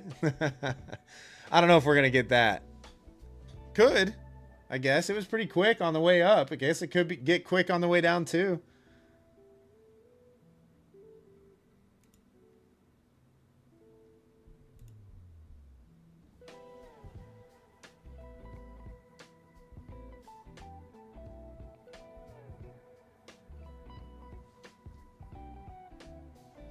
Oh, come on, Naz. Come lower. Like right here. This is all I want for the pullback. That's it. How long am I going to have to wait for this pullback? Like, guys, come on.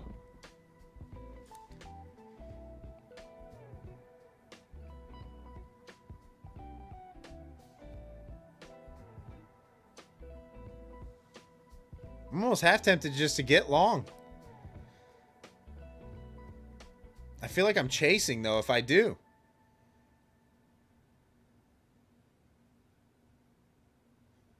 Martin should have trusted the box. It's hard to trust the box into all this, Martin. I mean, it was really moving up into there, wasn't it? Like, it was moving.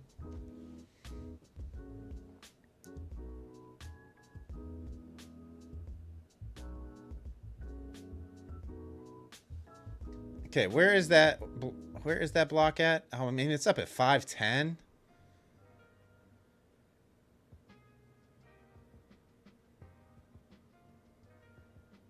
Zen, you're saying we should get a VWAP touch? Let's see, where is VWAP? 475? Man, that's in that same area.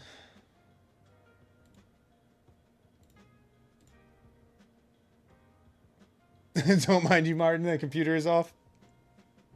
Oh, you're just watching. You can see my charts. I got you. I got you. Yeah, there's a lot lining up right there, Zen.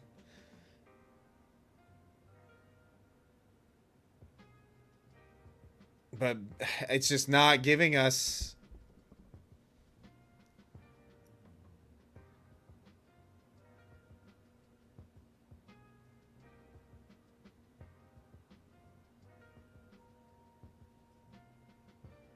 I mean, I'm almost half tempted just to try it, but I feel like we need to come down a little bit more.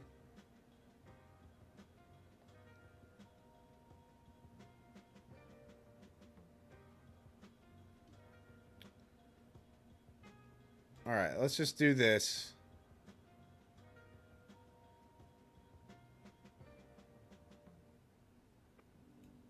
If it breaks above that line, I will get long.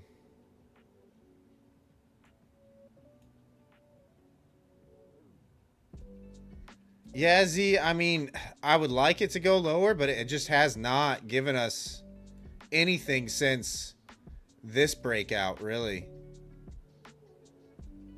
I do feel like I'm chasing up here. Like, this was the entry that I wanted.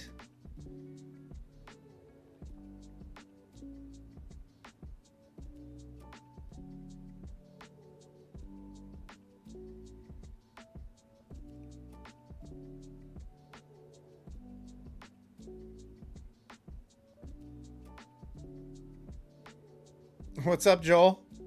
How are you? Yeah, Joel. I mean, we're pretty close. That's why I think we probably go higher.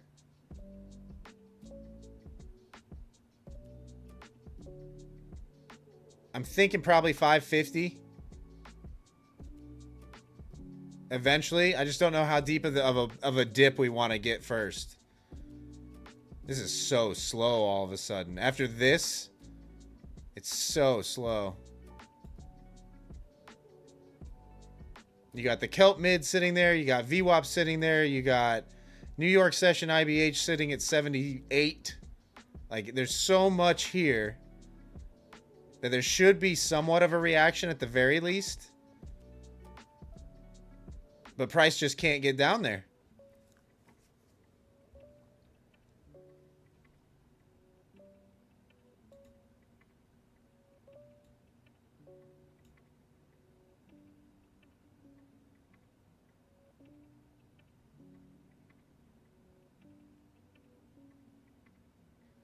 VDU give you 600. I mean, honestly, if we get through 550, we're probably going. I mean, we're probably going to like 640, 660, somewhere in there.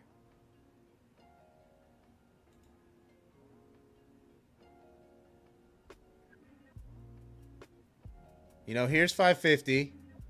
Above here, it could be fairly straight up to 640. At least probably 613.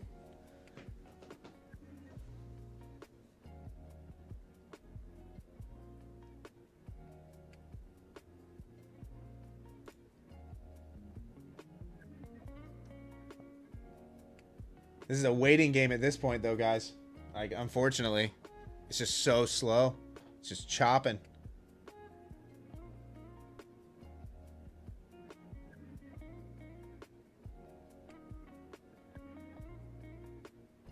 Oh, design up. Oh, psh, are you kidding me?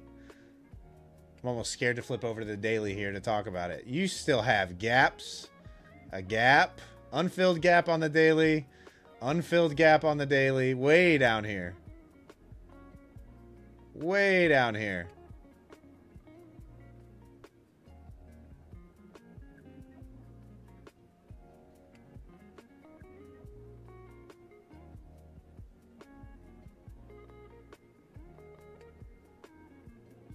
It's a Joe Biden long.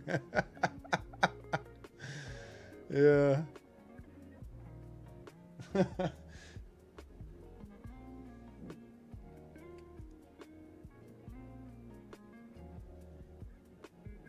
Oh, Pieter. No, Nimkin's level is all the way down here.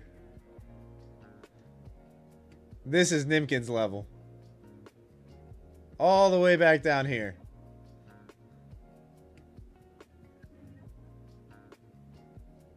That's probably never happening again. That's probably never happening again.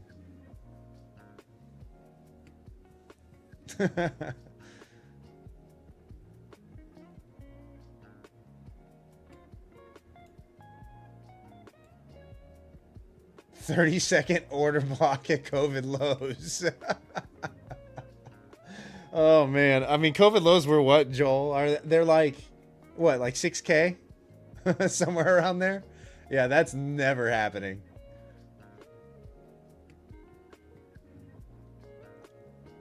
Yeah, Pioneer. He calls for 14,000 every day. Nimkins, yeah.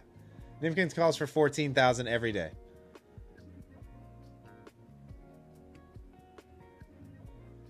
I agree with you, Design Knob. I 100% agree with you. I wouldn't be shocked at all. It would make no sense, right? But it would not shock me. 25K gets traded. Oh, Pioneer, it's just a joke. It's just a joke. It's just a joke. A 30-second order block? It's just a joke.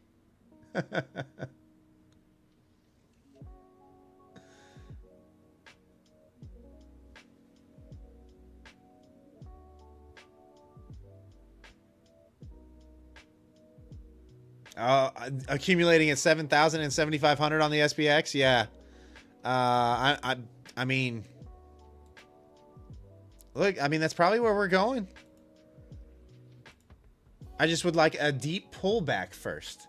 give me a deep pullback first. Give me a good swing long.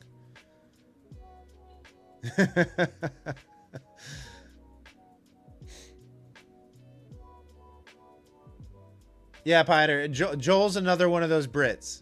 Just to give you a heads up. He's another Brit.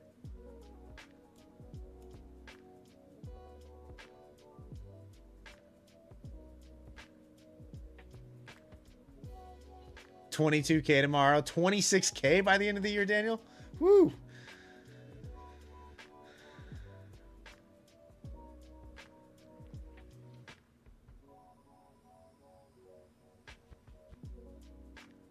Love you, Joel, by the way. Miss you, Joel.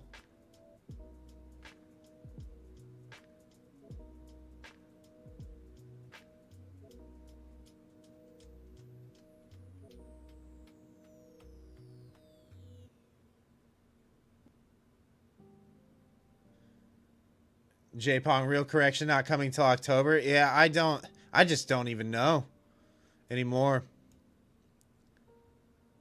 Like, we're finally starting to roll over. If you're looking at the higher time frames, right? These are the major simple moving averages on the NAS. Right? We're below the daily 20 finally. It's finally starting to look like it's rolling. But every time it's started to look like this, it's just pumped higher recently, right? We're bounced the daily 50. Kind of wicked below it, but reclaimed. Bounced it here on yesterday. And have seen more upside. But generally, you don't like these to be this far extended away from each other. So I feel like a pullback needs to happen. I just don't know when it's going. I don't know when it's going to happen.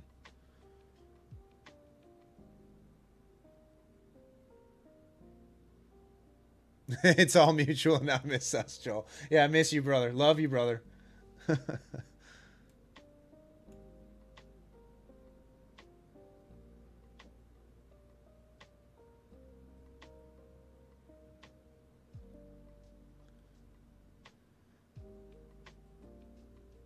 I mean, just give me one more shot at like 22,600.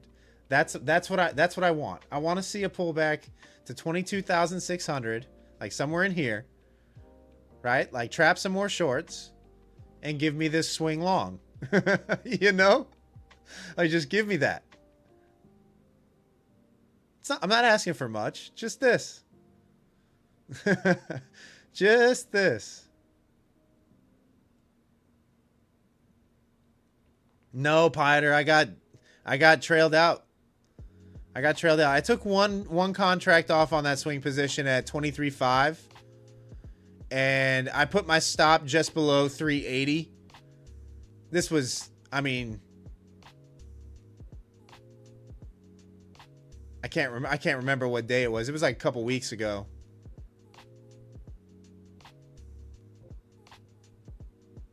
And the pullback got me.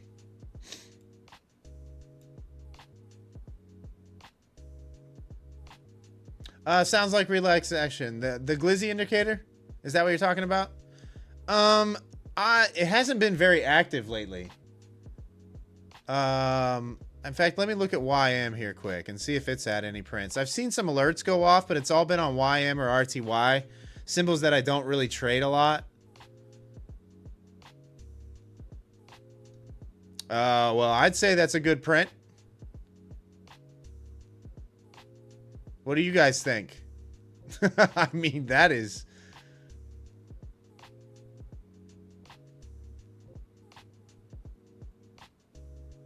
I mean, it picked a bottom here.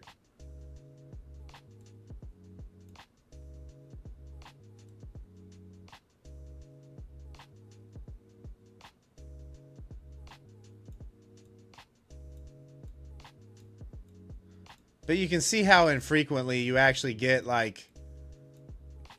I mean, we've had no prints, really. Hey, thanks for the sub, Kevin. Appreciate you.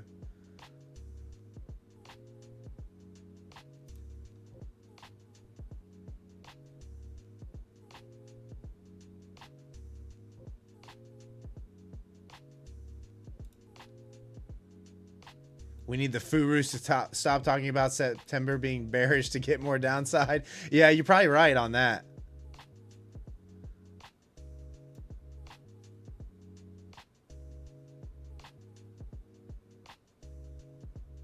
Yeah, Piter, all in all, that swing position went for just shy of 26K.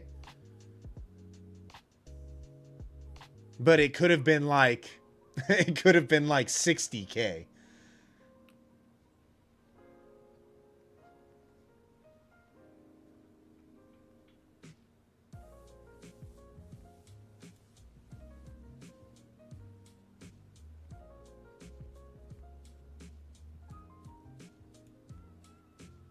All right, come on. Give us this area.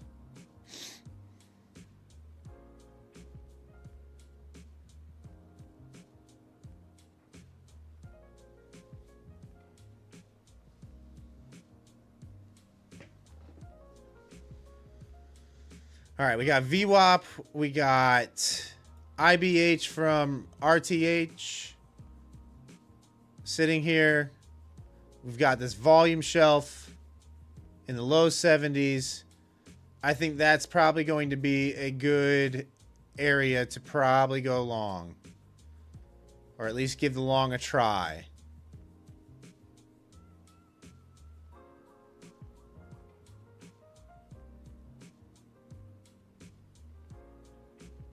If we can get there.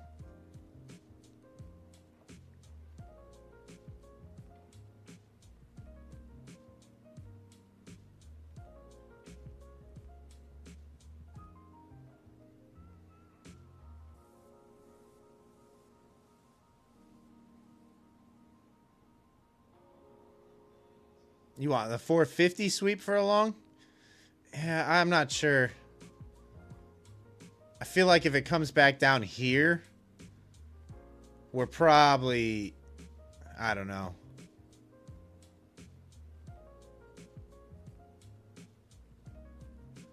He goes, as you went to sleep already?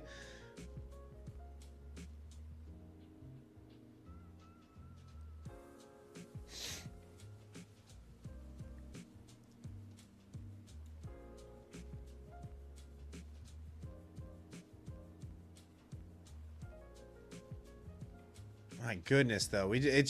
Price just will not get there for us. Price just will not get there.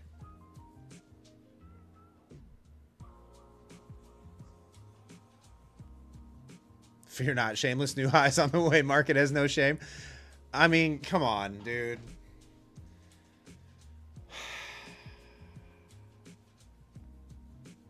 The market's frustrating me tonight. I can't get an entry.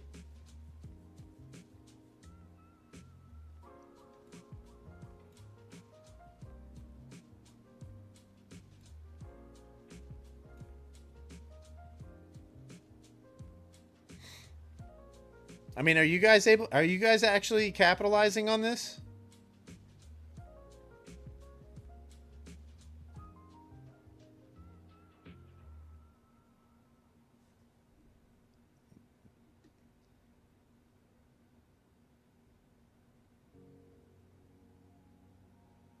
$600 you read?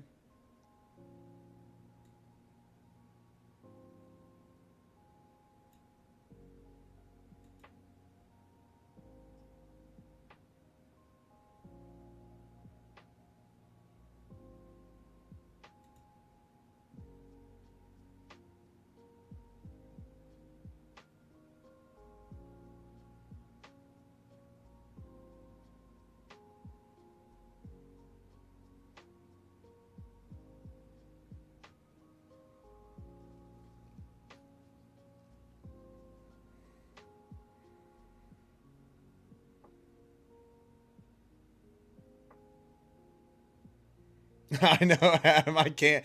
At least you're in a trade.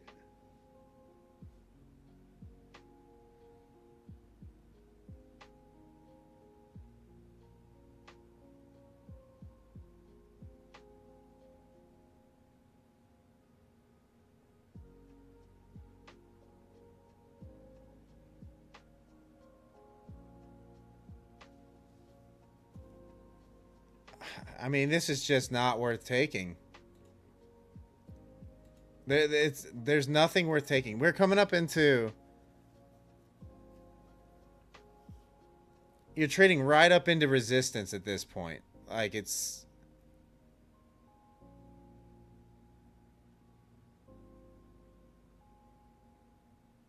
If it was to touch down here first, I'd be okay with it.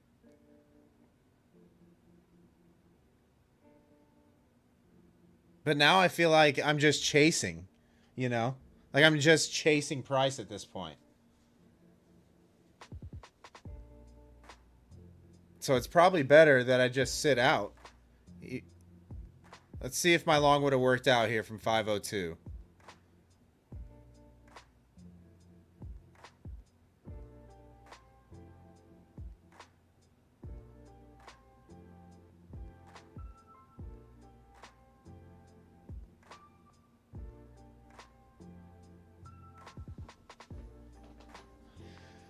Oh my goodness.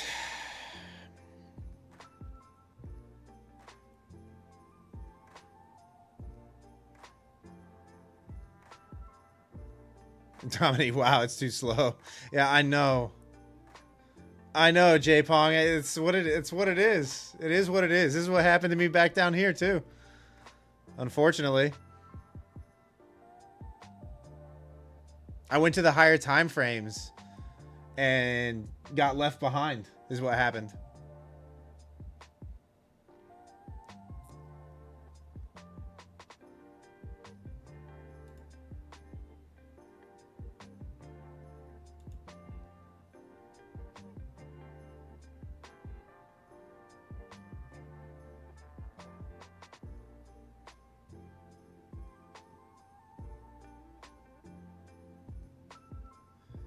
I mean, look, at this point, I don't know what to do. Yeah, Zen, I mean, I tell myself that all the time. But still, it stinks to go through like a 3-hour live stream and not be able to like catch a trade. You know, I'm fine if it's just me sitting there. But obviously, it'd be nice to have some teaching points during the live stream as well, you know?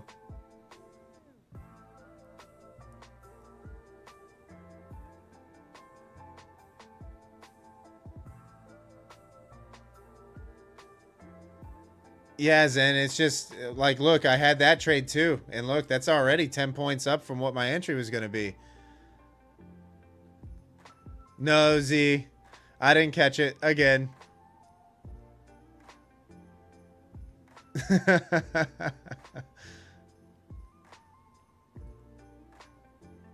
Yeah, party. I mean, really, I'm chasing. I said it as much, right? Like, if I was just sitting here at my desk by myself and this was happening to me, it's not that big of a deal, right? Like, I'm perfectly fine missing trades and sitting back and being like, oh, well, I missed a trade. On live streams, though, you kind of want to just take a trade. At least there's a teaching point, even if it's a loser. You know, ideally you don't want to have it be a loser, but I've had 2 spots where I really could have gotten long there, and both, well, one I completely missed. This one I just didn't have conviction in because you're trading right into this resistance area, right? I do think we probably sweep these highs from today.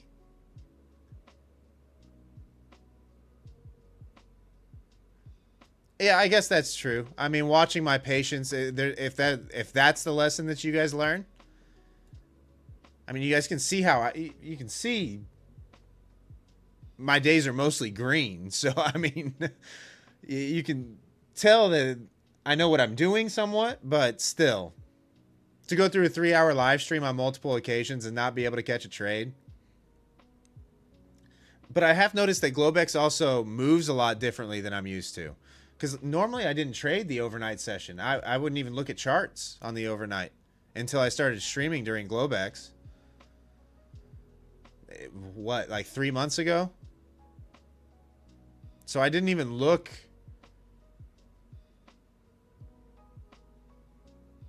Oh, nice, Eagle's Eyes. GG's. Way to make it back.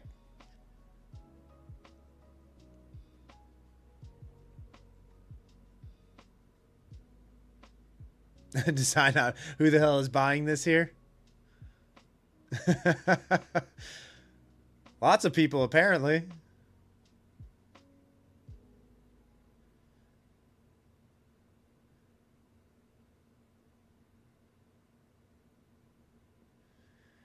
Oh, Alex, for sure. You know what the hardest day was, guys? Was last Friday when I was trying to...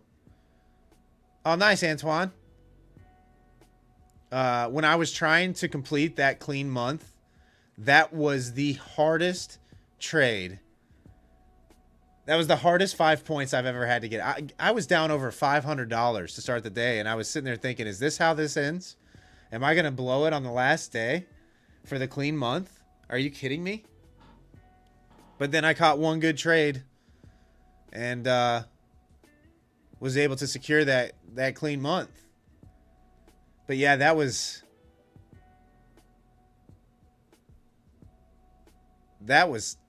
I mean, that was difficult. That was the most stressful trading I've had in a long time.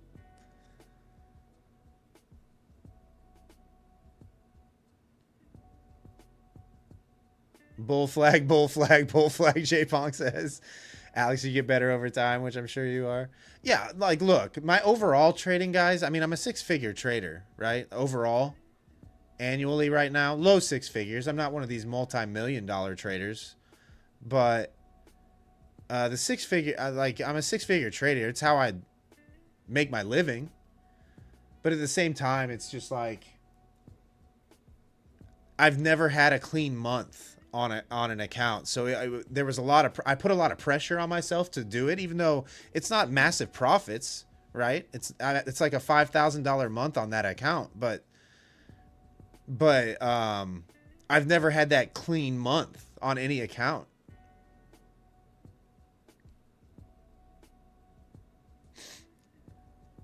Oh, Scott, I completely agree. Like, my normal setup is exactly what you're describing.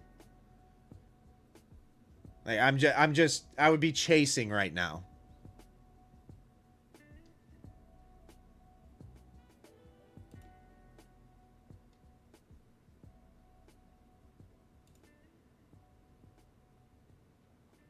McDaddy, what do I mean by clean month?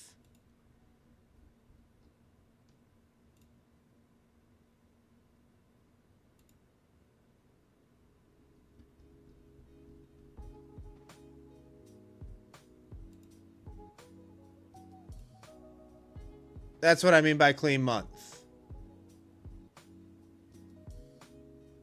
All green days. No red days.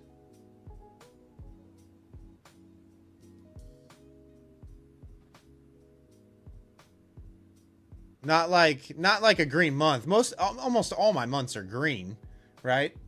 Like, I have green months consistently, but to have every day green on one month, I've never done that. I've never been able to do it.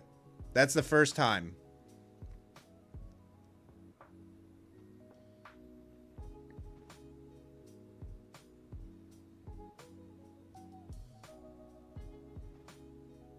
You do the 0 DTE, J-Pong? Oh man, I mean, if you're profitable doing that, that's great.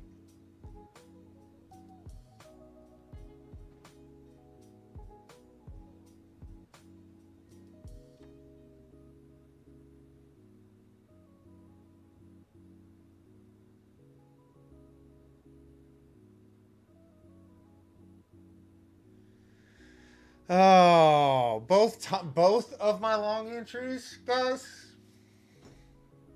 Both of them. I mean, both of them.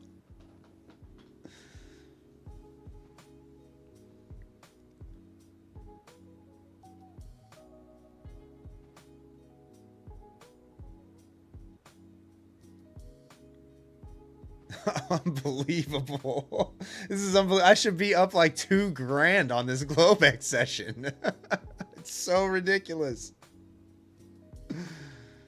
Oh goodness. All right. So that's the sweep of regular trading hours high right there. All the bigger blocks are still to the top side though on the DOM. I mean, we got interest all the way up here at 720.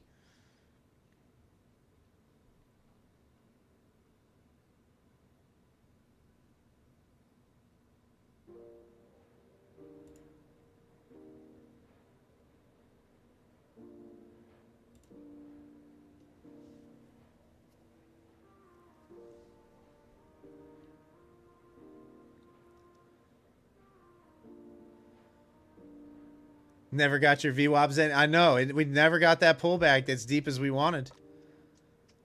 It just never happened. They front ran it by like 6 or 7 points.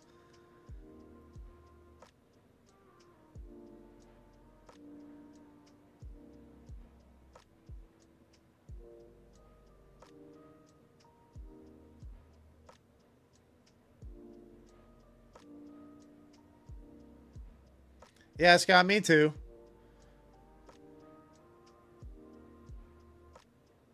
Right, we had some heavy downside come in from that level.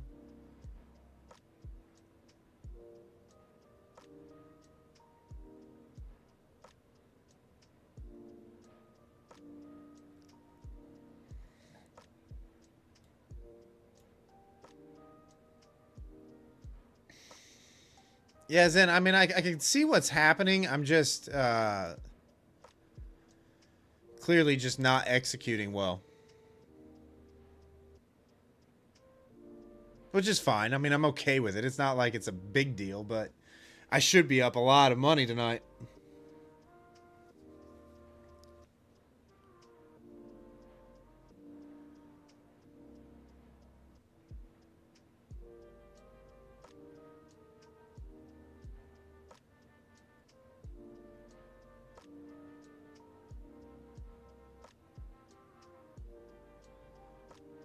Yeah, Zen, it definitely wasn't an A setup. Hence the hesitation, right? Hence the hesitation.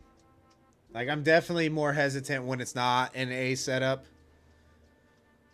I mean, same thing kind of with that 450. I wanted a little more time than what it gave us to decide.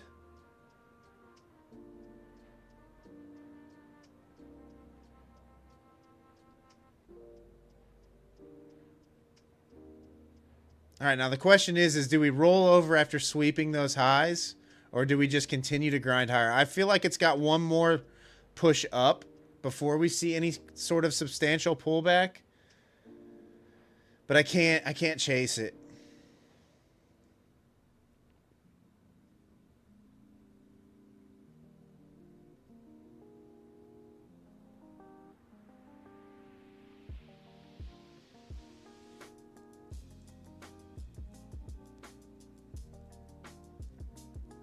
Oh, you took the trade? Nice, Zen. Nice.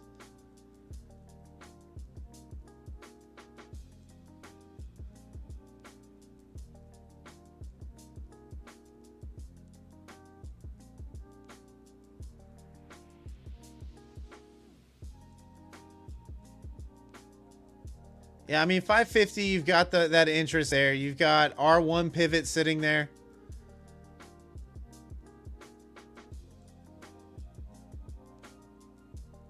I mean, shoot, we get above there.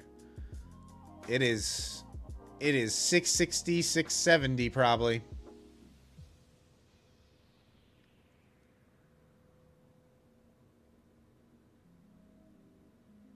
Yeah, Zen, you're thinking stair step higher?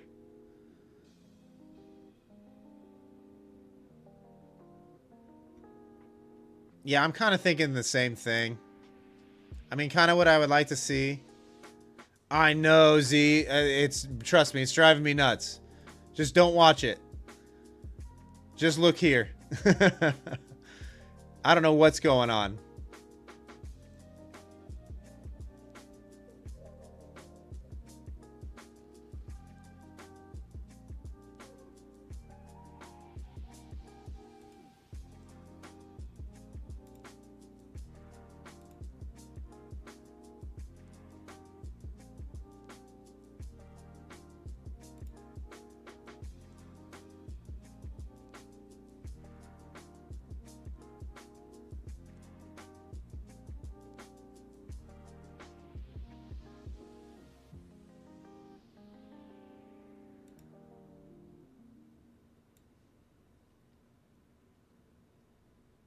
Yeah, yeah, as you just don't watch it.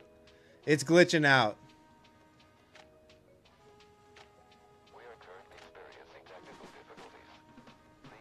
I mean, what I'd like to see right now is something like this.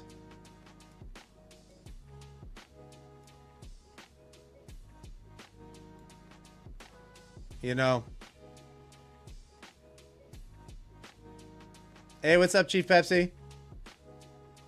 I mean, that's what I'd like to see. That would be an ideal world kind of setup for me. You know, maybe a little chop in here. I know, Patrick. I know.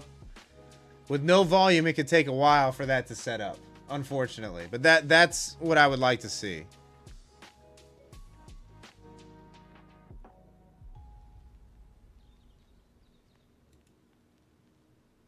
I mean, the only other setup I see now for the long would be the pullback into, say, 510 and the hold at 510 for the long up into 550. But that's not like an A+ setup. An A+ setup would be holding above previous day highs. So kind of what I just described. So holding above these highs.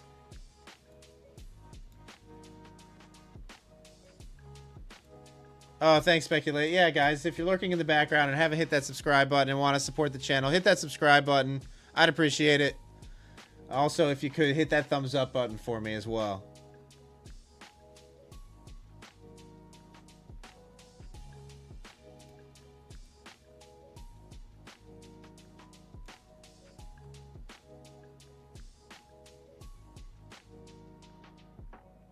Daniel, I know. In a minute or in 4 hours, yeah, it could take a while. We could just be in, like what Zen said, grind higher, just stair-stepping up all night. It could be one of those nights.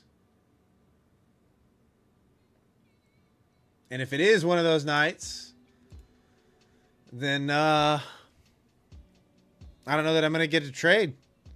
Because we've already been on stream for 2.5 hours.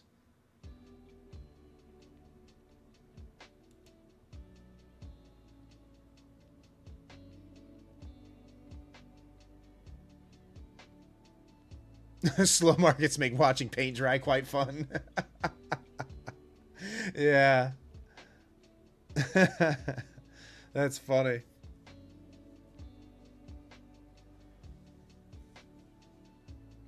Hang on, guys. I'll be right back.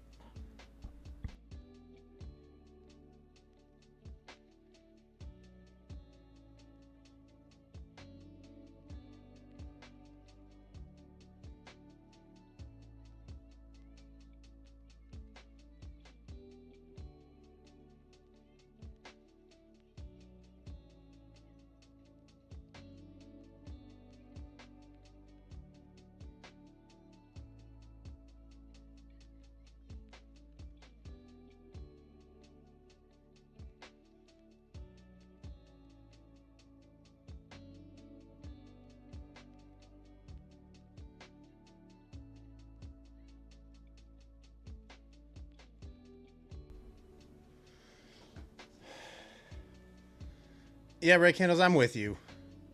I've wanted this pullback for a while. I just don't know how long it's going to take to get there now. Like, shorts are underwater currently.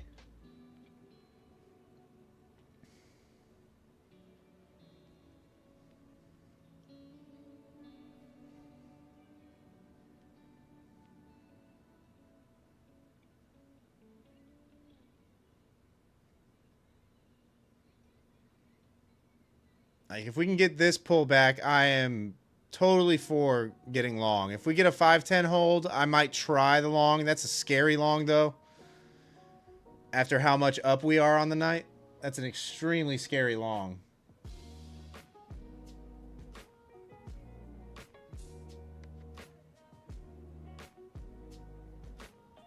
I agree with you, Zen.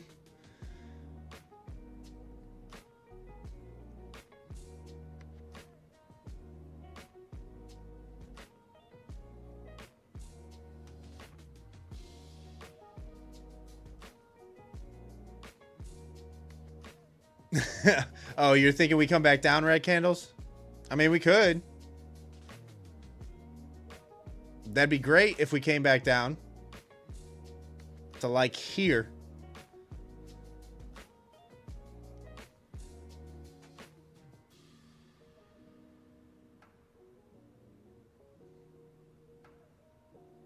Oh, yeah, I would take a 480 long. I would take this pullback, sweep these lows.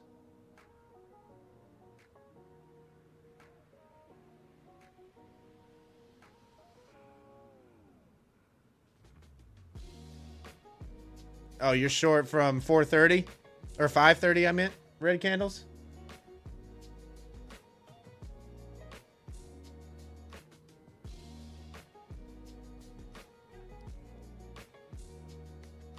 Yeah, I mean, the blue line here is Asia session 30-minute opening range high that we're kind of battling right now. So this whole area down to 510, I would just watch that area on your short.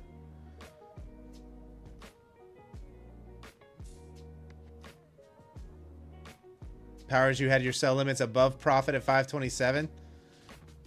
Tell me, do you guys flip in and out of positions? Like, are you trying to ride every wave in the market? I've never done that.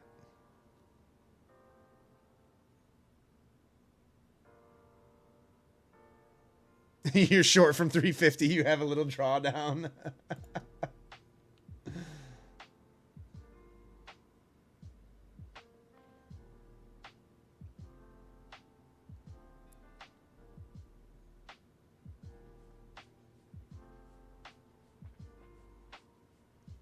Yeah, I mean, I'm kind of after every trade I take a little break. You know, I'm not executing a lot.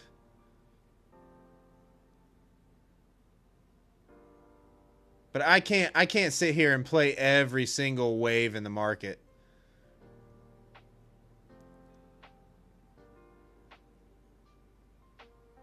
One per session just to work on your habits, Daniel. Yeah, I mean that's smart. I mean, if you're only giving yourself one trade every day, that will force you to be extremely patient for that entry. You know, like it's going to force you to wait for it, for price to come to you rather than chasing price.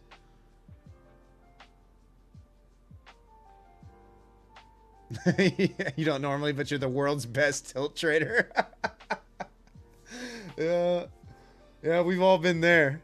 How many of you have been down on a session massively and like just went berserk, right? Scalping your way out of a hole and found success. That's probably the worst thing that could happen, is to find success doing that, right? Because then you're thinking, oh, I can do this every day. I can do this all the time.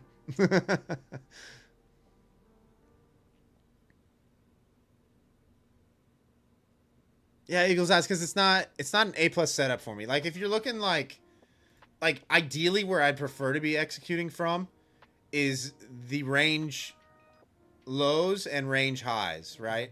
Like these are what I consider A+ setup areas, in my opinion, right? The higher time frame range extremes are where you kind of want to be operating from. Yes, there's a level here at 500, but look at what it's done here. Do you see what I'm saying?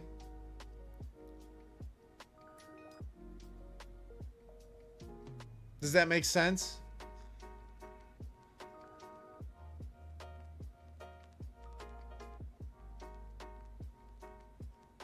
Only with props, DeMonte? Yeah. Yeah, you can take a lot more risk with the props. But like executing in here is just... it is not the level that I want to be executing from. Really just doing it to get a trade in at this point. But during regular trading hours, you know, these range extremes get hit pretty frequently, you know? There's an executable level that will get traded.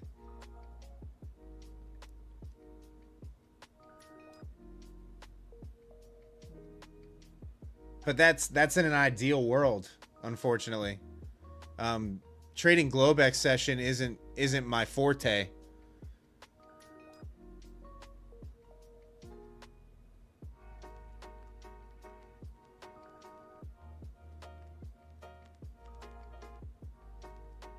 Yeah, Eagle's Eyes. You'll see that a lot. You'll see level to level a lot. I mean, even my trading plans say the same thing. You know, I'm looking level to level.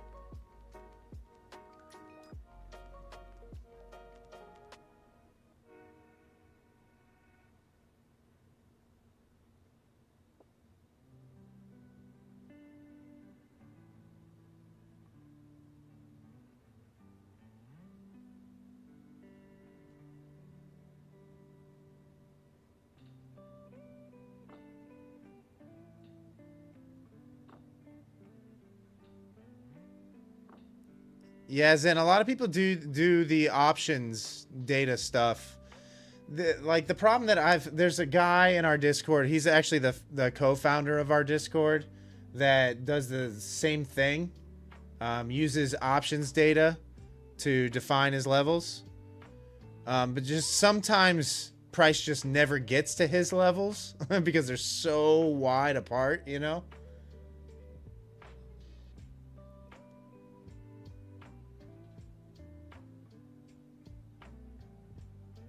Antoine, you just did it? You just did what? Oh, you use ChatGPT to crunch all the data? Okay.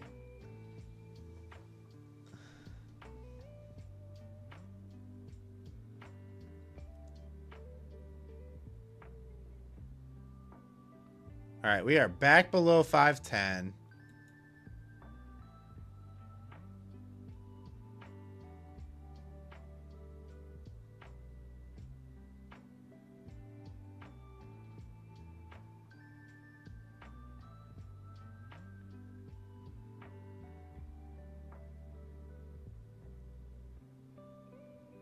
Oh yeah, Eagle's Eyes. Yeah, cheers. Cheers. I'm glad you're finding value. I'm glad I was able to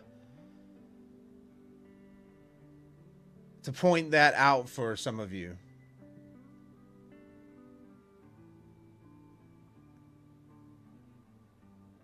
Yeah, I'm glad I was able to point it out. Like I said, you know, if you're trading levels and your risk is appropriate. Wait, missed a Glizzy, Martin? Was there a Glizzy print up there? Oh, there was.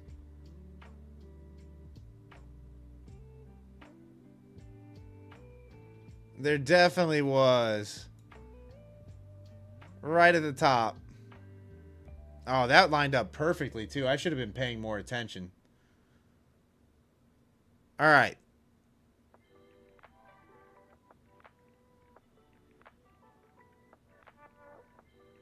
Yeah, that's brutal.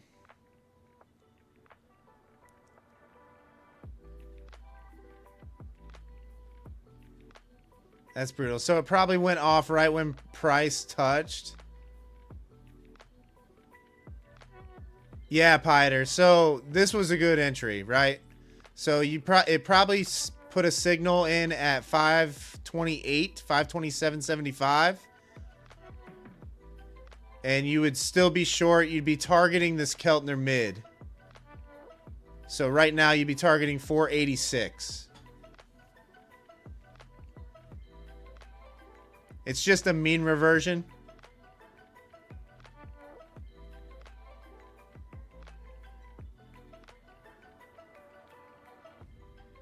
No, sounds like relaxation. It prints in real time. So as soon as price touches, is in between these two red bands, and touches the Kelt channel upper band here, this gray dotted line, and as long as price is overbought on this oscillator above 70, which it was, that is when the signal prints.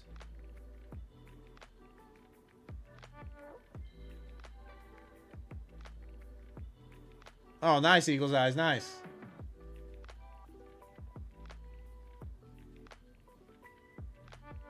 But this could chop out and bring this up.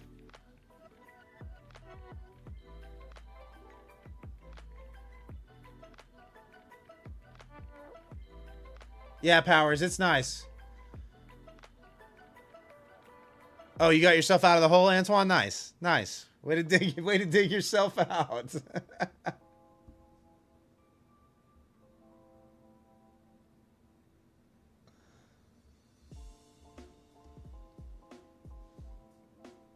Well, there's the full trade. So what is that? 530 to 487.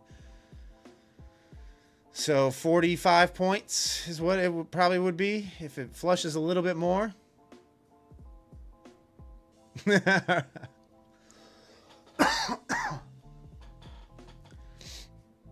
George over there, go Glizzy. Yeah, I mean he's coded it right.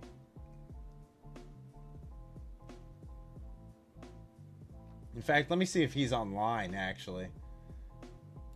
If he's online, I'll try to get him in here. I didn't take it, but so he'll probably be. Yeah, he's online. Let me message Goose here quick.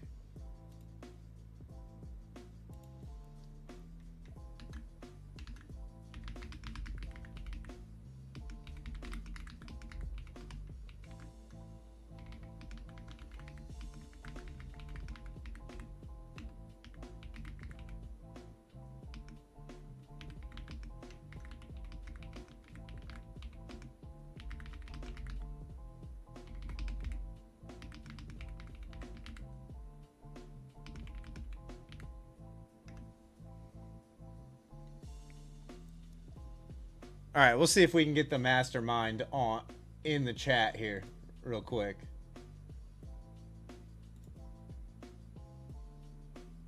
He's going to be like, shame on you, Wes. Shame on you. Yeah, Piter, anyone can purchase the indicator. Anyone can purchase the indicator. There's a link in the description. Like, if you want to learn a little bit more about the indicator, you can definitely check out Banana Bread Trades on YouTube. He's got a full video that goes over describing everything that has gone into the indicator itself.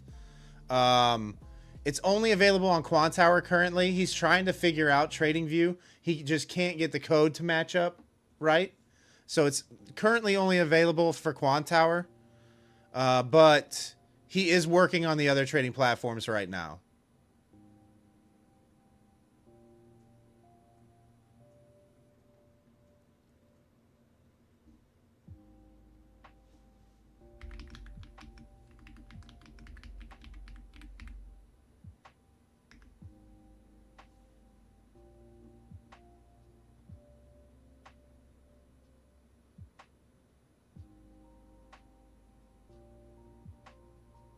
Yeah, exactly, Red Candles. Like, it's, he was...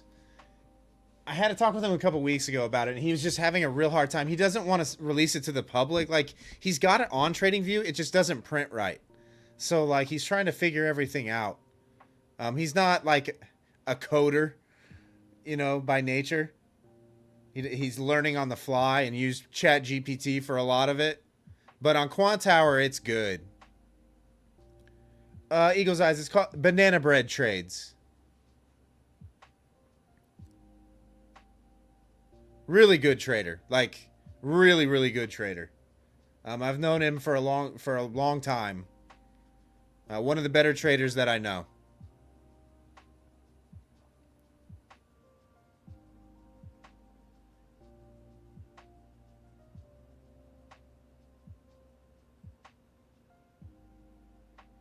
Yeah, Red Candles, that's the thing. And the same thing with this indicator as well. Like, around news events and high volatility, it'll give the false signals. So you kind of have to ignore them. You just have to not take it when that happens. But in these kind of conditions, I mean, it gave a single print here on this one. And if you took it, you only took 4 points of drawdown, 5 points of drawdown, something like that.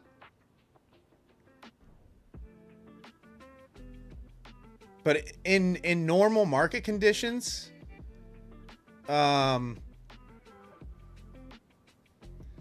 Adam, I'm not sure exactly myself. The code's not matching up. Like, it's not giving the right feedback. It's not giving the right signals on TradingView currently. You gotta find it out of it, so let's go. GG's, Red Candles. GG's. Nice. But yeah, Banana Bread Trades, Goose, he's got a lot of good educational material on his YouTube channel. Yeah, feel free to check out his channel, give him a sub. He doesn't put out content very frequently, but the content that he does have on his channel is very good. He's been on my live streams a few times as well in the past. It's been a couple months since I've had him on for a collab, but I talk to him almost every day.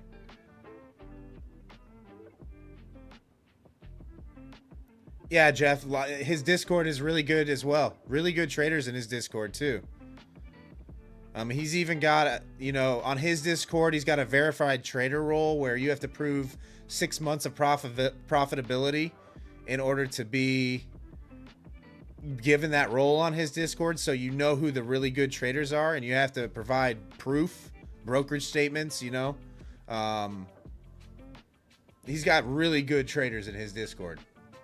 Really good educational content on his Discord. Yeah, Goose is the man.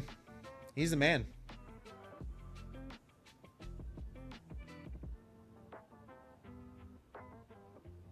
Better trader than me. I'll say that.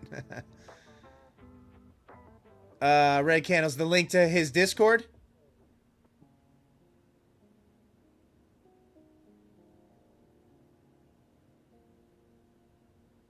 Let's see here.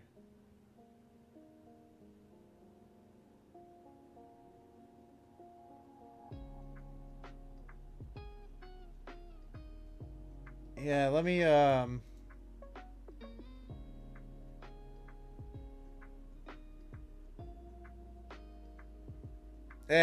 Zen. Yeah, no, he's real cool, dude. Real good guy.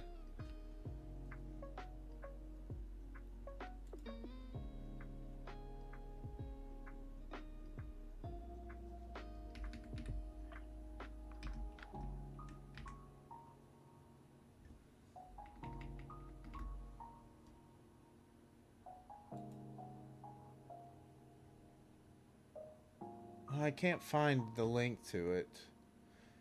It's, what is it called right now? He changes the name of his Discord all the time.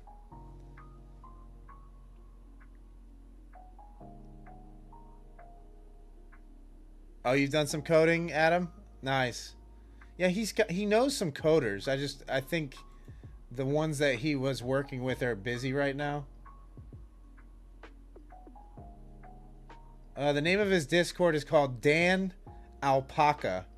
Right now, he's so wild, dude. Red Candles, what's your username on Discord again? I'll send you the invite.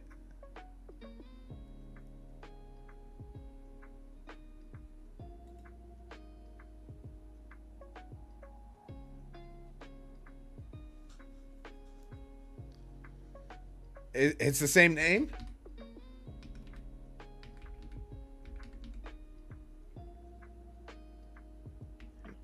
Really? Oh, are we not friends on Discord? Okay, let me find you here. Give me a second.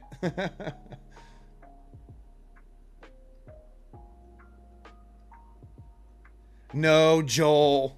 No, Joel. I didn't see it, but it was beautiful, wasn't it? You just typed in trading? Okay. There we go. All right. I got you.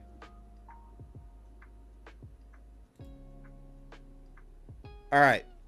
You should have it now. Yeah, Joel. I wasn't... I knew you would return to ask. I just messaged Goose, actually. I just messaged Goose. Told him I wasn't paying attention. I didn't take it, but wow, what a banger. He did take it. He took it.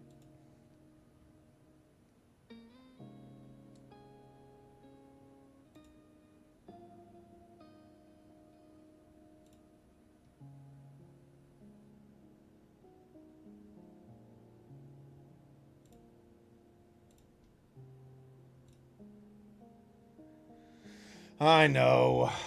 Oh, guys. I'm frustrated at this point.